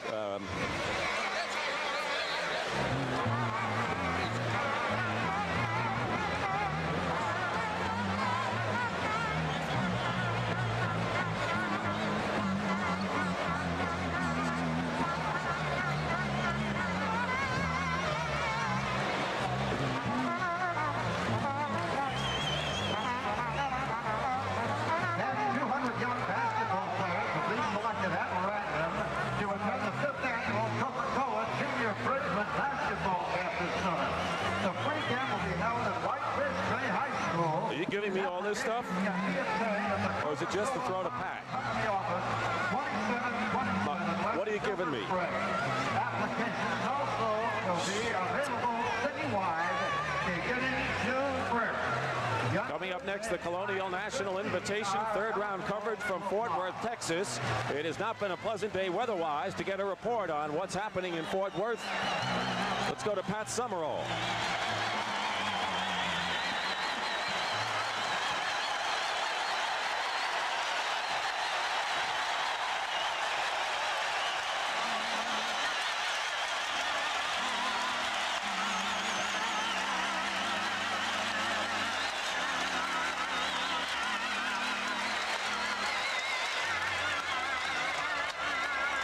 Well, we're dry in here, Pat Summerall, where Milwaukee has its biggest lead since 23-15. The 76ers have not had a basket in the last 4 minutes and 5 seconds, where they've been outscored in this period 6-0 run. Julius serving. And Maurice Cheeks back in the game. No surprise. Cheeks drives and gets the basket.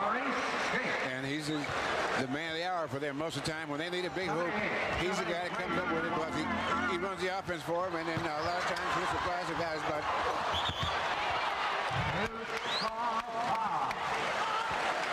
you surprise the guys by taking the shot in because they expect him to make the pass, but he's been the key man so far, and in most of the games he's come up with a big basket, especially in that first game.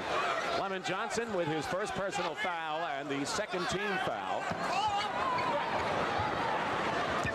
And that may be his second personal.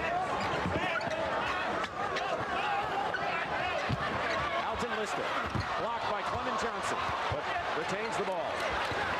Marcus Johnson, ball knocked away. Paul Pressey. This is the shot. Clement Johnson coming back. Cheeks running the court against Winters. Basket counts and a foul. So Maurice Cheeks has taken over this Philadelphia ball club down by 7 points and has scored 4 in a row and could make it 5 as Winters picks up his third personal foul and the second team foul against the Bucks. Now here's he outruns Marcus Johnson there. And Brian Winters has no chance. Now Don Nelson's going to counter with Bob Lanier right now. Cheeks with his 5th straight point. And now the Bucks lead slice for 2.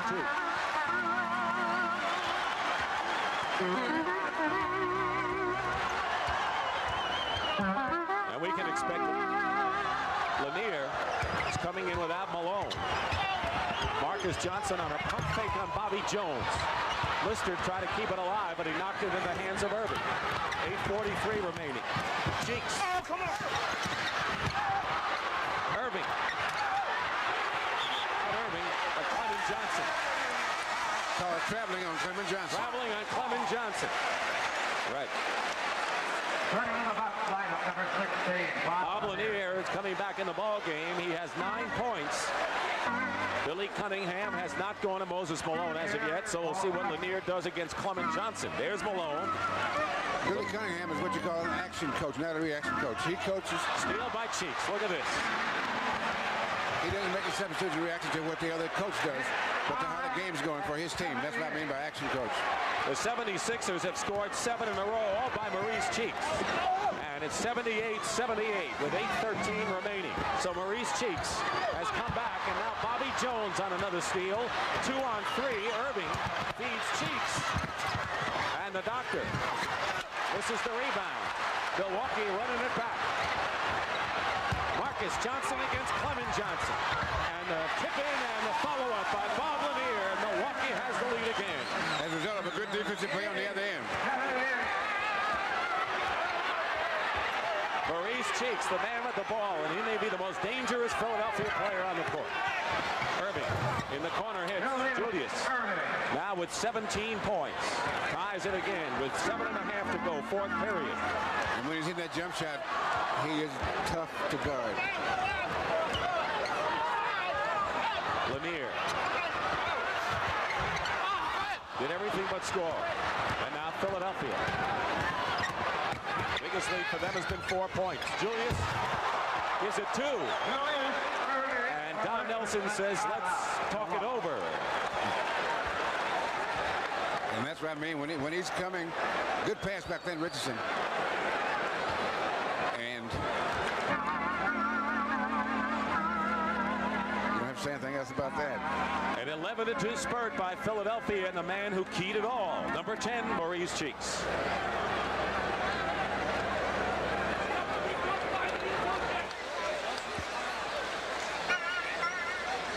You know, Maurice Cheeks is just having some kind of brilliant.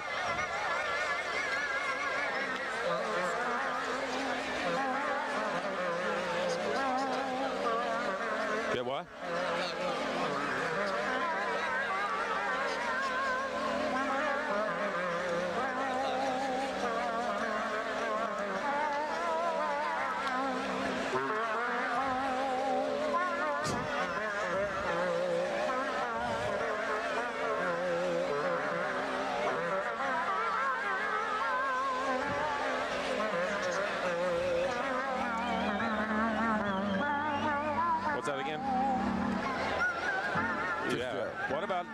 Yeah, Jim Fitzgerald.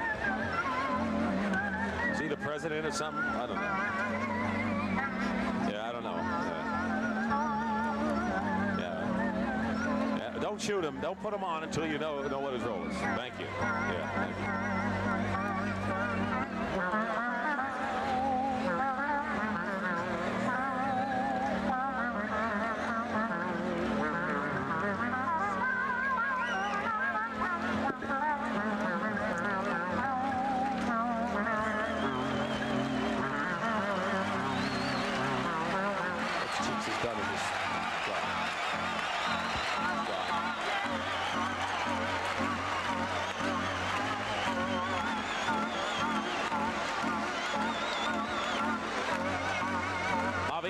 With a two-stroke lead over Mike Reed, Bruce Litsky, Gary Hallberg, and Fuzzy Zeller in the chase at the Colonial National third round. Action following the game. Maurice Cheeks has really spurred a rapid and decisive comeback by Philadelphia. 11-2 in 2 minutes and 48 seconds. Philadelphia has taken an 82-80 lead, and in the spurt, Mo Cheeks has 7 points, a steal, and a rebound. Lanier comes back and has a chance to tie the score or to put the Milwaukee Bucks in front as he ties it up at 82 now. Now what Bob did, he's got the position here, and he just went on his and shot the ball before he's been given 2 and 3 fakes, and he's throwing his rhythm off a little bit. On this particular case, he just went ahead and shot the ball. So Lanier can put Milwaukee in front, and he does, 83-82. Moses Malone remains on the bench. We have just under 7 minutes to play. Cheeks and Clint Richardson are the guards. Clint Richardson pulls up at the baseline and hits. He scored all 7 Philadelphia points in overtime in game number 1.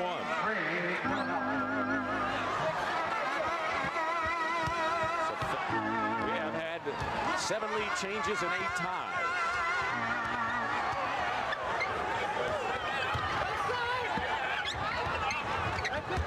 Lanier working against Clement Johnson. Milwaukee wants to get it to him as much as they can before Moses Malone comes in, slapped up, and Clint Richardson grabs it away from Lanier. Philadelphia, Julius Erving going against Brisbane. And Philadelphia is up by 3.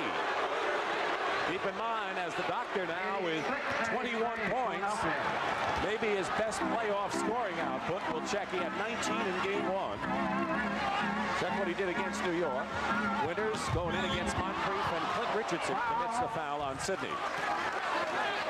Here's Julius going in, and Junior Brisbane was trying to get the offensive foul, but Julius went right around him.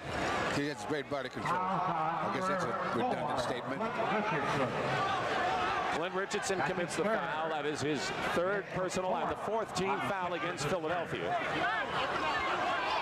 21 points by Irving is his playoff high this season. Lanier inside. So Bob Lanier now with 7 in this final period. They're going to the money man. And it's 86-85 Philadelphia. 5:40 to play. Cheeks drives. Cheeks again. In the crowd. But he's got to call that steps. Yes, sir. I rarely see Maurice Cheeks travel. Well, no, that was good defense because he had to give him a fake, and when he went to shoot, they reacted so well that he had to come down with it.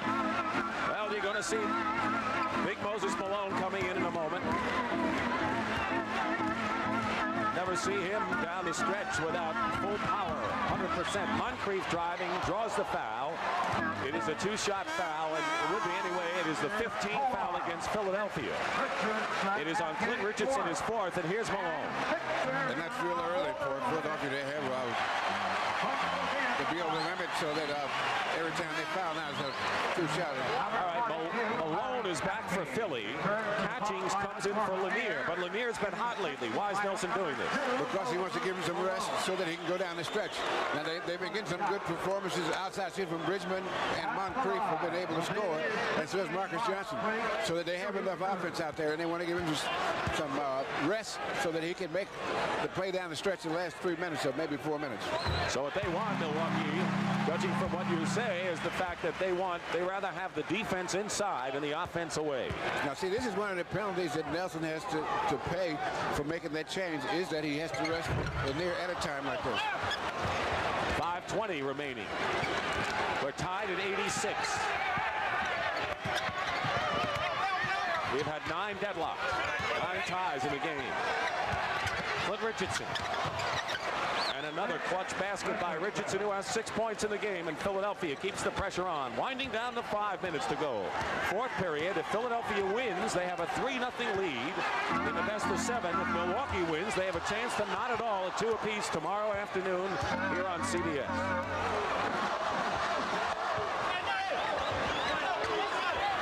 The shot clock, and Bridgman comes off the screen and ties it again.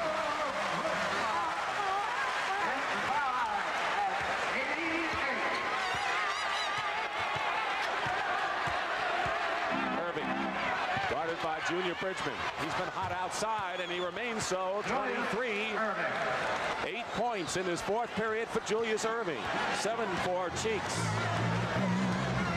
Lanier has 7. He's on the bench right now. Irving's hit his last 4. Short for Marcus Johnson, but Sidney Moncrief saves it for Brian Winter. Catching. That's not the man you want to shoot. Bobby Jones drive. Great pass and play by Clint Richardson. He came up with that rebound and started to break and made a great pass to Bobby Jones. Matches the biggest lead of the game for Philadelphia, 4 points.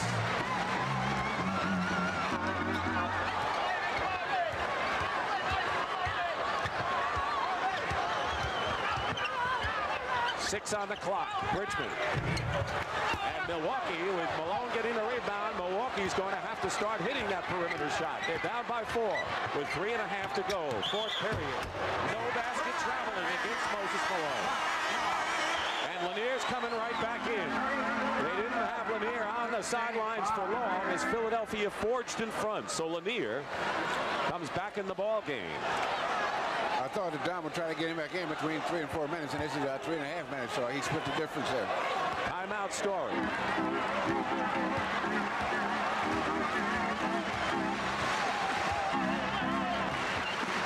Milwaukee can't squander too many scoring opportunities the rest of the way.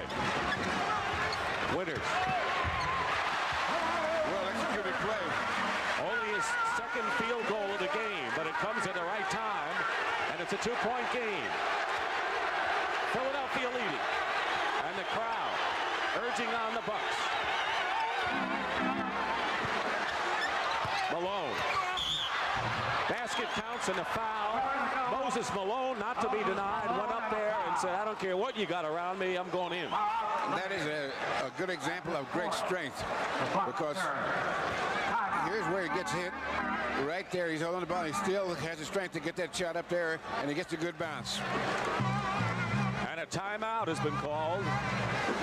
2:50 remaining.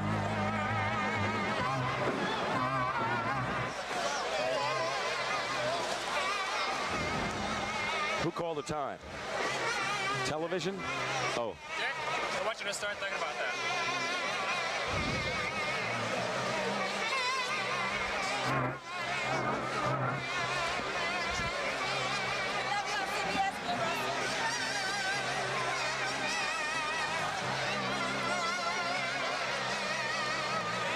Milwaukee used the 20. What do they got? Yeah, they got 2, and the other's 3 plus a 20, right? What's our MVP thing here, boy? I tell you what a pain that. Who do you like as MVP? Julius or Cheeks? Or Cheeks. Well, we don't know yet, so we'll give it to you when the game's over. Milwaukee.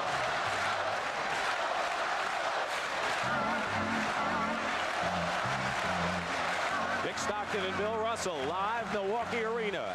Game 3, best of 7 Eastern Conference Final. Philadelphia leading 2-0 in games and leading 94-90 here. We're on CBS, home of the NBA Championship, which you will see exclusively on CBS. And now Milwaukee has an uphill climb with 2:50 to play, Bill. But they have plenty of time. Now, what you have to do go down the stretch in a championship game is try to play as much as you can your normal game, but make sure that you don't make fundamental errors, such as let them get offensive rebounds, 3-second calls, traveling, and things like that. In other words, you want to go down every time, get a good shot, and get back and play the strong defense. And strong defense means come up with the ball. See, sometimes you knock the ball loose and not come up with it, or you make shoot and get offensive rebound, then you have pretty good defense. The good defense is finished when you come up with the ball. That's what the Lakers did against the Spurs last night. Malone with his three-point conclusion. It's 95-90, and the biggest lead of the game for Philadelphia right now with 2:45 to go. You saw the timeout story. Milwaukee has 2. Philadelphia 3 full timeouts and a 20. Moncrief controlling. The Sixers trying to do it with their defense. This game they came back with their offense sparked by Cheeks. Off the rim, rebound Bobby Jones. They can't afford a foul, although the Bucks do have one to give. Now Milwaukee has to clamp it. 2:20 to go and running. 95-90. Philadelphia is 2:15 away from a commanding lead in this series. And you will notice how much Maurice Cheeks handles the ball in situations like this. Richardson rims it. The rebound. Philadelphia ball. It was last touched by Milwaukee. Jones inbounds to Cheeks. Cheeks was the man who spurred the comeback. Philly was down 78-71, and in 2:48, 11-2 spurt put them in front. And Milwaukee hasn't tasted the lead since. Less than 2 minutes. Malone. A big basket for Philadelphia, a big one indeed, and the bench echoes that. You're looking at a bench that is the most animated it's been all game. 97-90 with 1:40 remaining. Winters going for 3. Lanier keeps it going. Marcus Johnson. And the ball's just not going through for Milwaukee. And now Philadelphia is in definite control with 1:24 and running. And the defense has come to the fore as usual. They come out of stretch. Milwaukee not only not hitting that shot, but they're only getting one shot. Illegal defense has been called against Milwaukee at this stage. That's the first call of that kind today.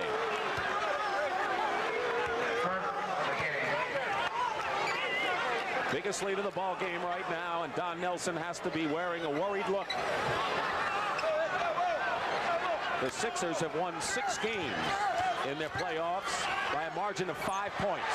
Good defense by Moncrief and Winters. Richmond drives. Under a minute, 5-point lead. They've got to get the ball back as Milwaukee, and Philadelphia wants to play keep away. And Lanier and Malone hug each other. There's not very many guys strong enough to do that. This was a big basket by Moses Malone, Bill. A very big one. He works and he gets that position. And this is a tough shot, and he got the good bounce too. 2, 3. Good bounces. Foul is on Lanier, his 5th. Down the stretch, we've talked about Cheeks and what he's done, but let us also credit Clint Richardson and Bobby Jones. 6 points, 5 rebounds, and 3 assists in the last 3.5 minutes for both of those reserves. The bench has helped, no question about it, and Milwaukee calls a timeout. 47 seconds remaining. It's 99-92 and a 7-point lead. And now Milwaukee has 1 timeout remaining. And that sand in the hourglass is really working against them. Not only that, but they're running out of time, Dick.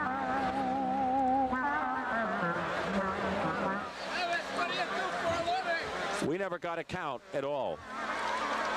Never. Because the floor guy was giving us 3-2-1. That's all we saw was 4-3-2-1. Yeah. No, not at all. If the stage manager, if we hadn't seen 3-2-1. Oh, really? No, we don't hear that. Dick doesn't want to hear that. How come we don't have failures out here? What? Sorry.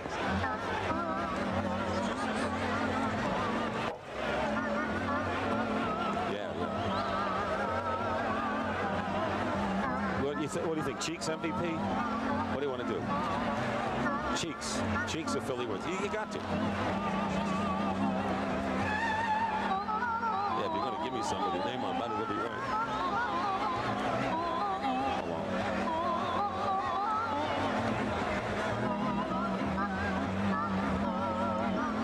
At the Milwaukee Arena, where the Philadelphia 76ers are 47 seconds away from taking a 3-0 lead over the Milwaukee Bucks. We've been talking about Richardson and Jones off the bench and Marie's cheeks. Moses Malone, no matter how he starts a game, you know toward the end, and Marty Aronoff, our statistician and right-hand man, tells us that in the first half, Malone, as we know, scored 9. He has 16 points and 10 rebounds in the second half. So the question is, the rest of this series, I don't know how long that's going to be, but in the championship series, if Philadelphia survives, what are teams going to do to try to neutralize, at least for one game only, Moses Malone? Well, as you progress in the finals, semifinal, quarterfinals, the teams you play will be better. And so in the Western Conference, they have two pretty good centers playing. Kareem Abdul-Jabbar and Artis Gilmore are two pretty good centers, and so it's not a matter of what you're going to do with Moses. He's been a dominant player for a number of years, and he's going to be tough to handle, as you might say. But the guys that he's going to be playing against are also tough to handle. Malone, and it's not over here yet. No. This series I'm talking about, this game seems to have slipped away from the Bucks, unless they come up with something spectacular, and they're very rare spectacular things in the playoffs in terms of like 2 3-point plays or 3 3-point plays and things like that. Plus you have to shut the other guys out. And they have the people that could do them, but it looks bleak for Milwaukee. Bobby Jones. Milwaukee needs a bundle of 3-point plays. Alton Lister going to the hoop against Malone, and they get it here. And now Julius Erving says what kind of a Philadelphia has the ball. And the game, you can't give up until you are actually eliminated. If you're down 40 years old next month, and Milwaukee is out of timeouts, and Cheeks tried to steal. Winners. This is the 3-point attempt. And it's Philadelphia's game. The 76ers, who won more games than anyone else in the regular season, have not lost in the playoffs. Winners fires on the 3-pointer. Moncrief, the rebound. Inside, they'll give Moncrief the basket. 103-96. Junior Bridgman with 24, Moncrief with 19. The leading scorers for Milwaukee. Moncrief had 10 rebounds. And bases for Philadelphia.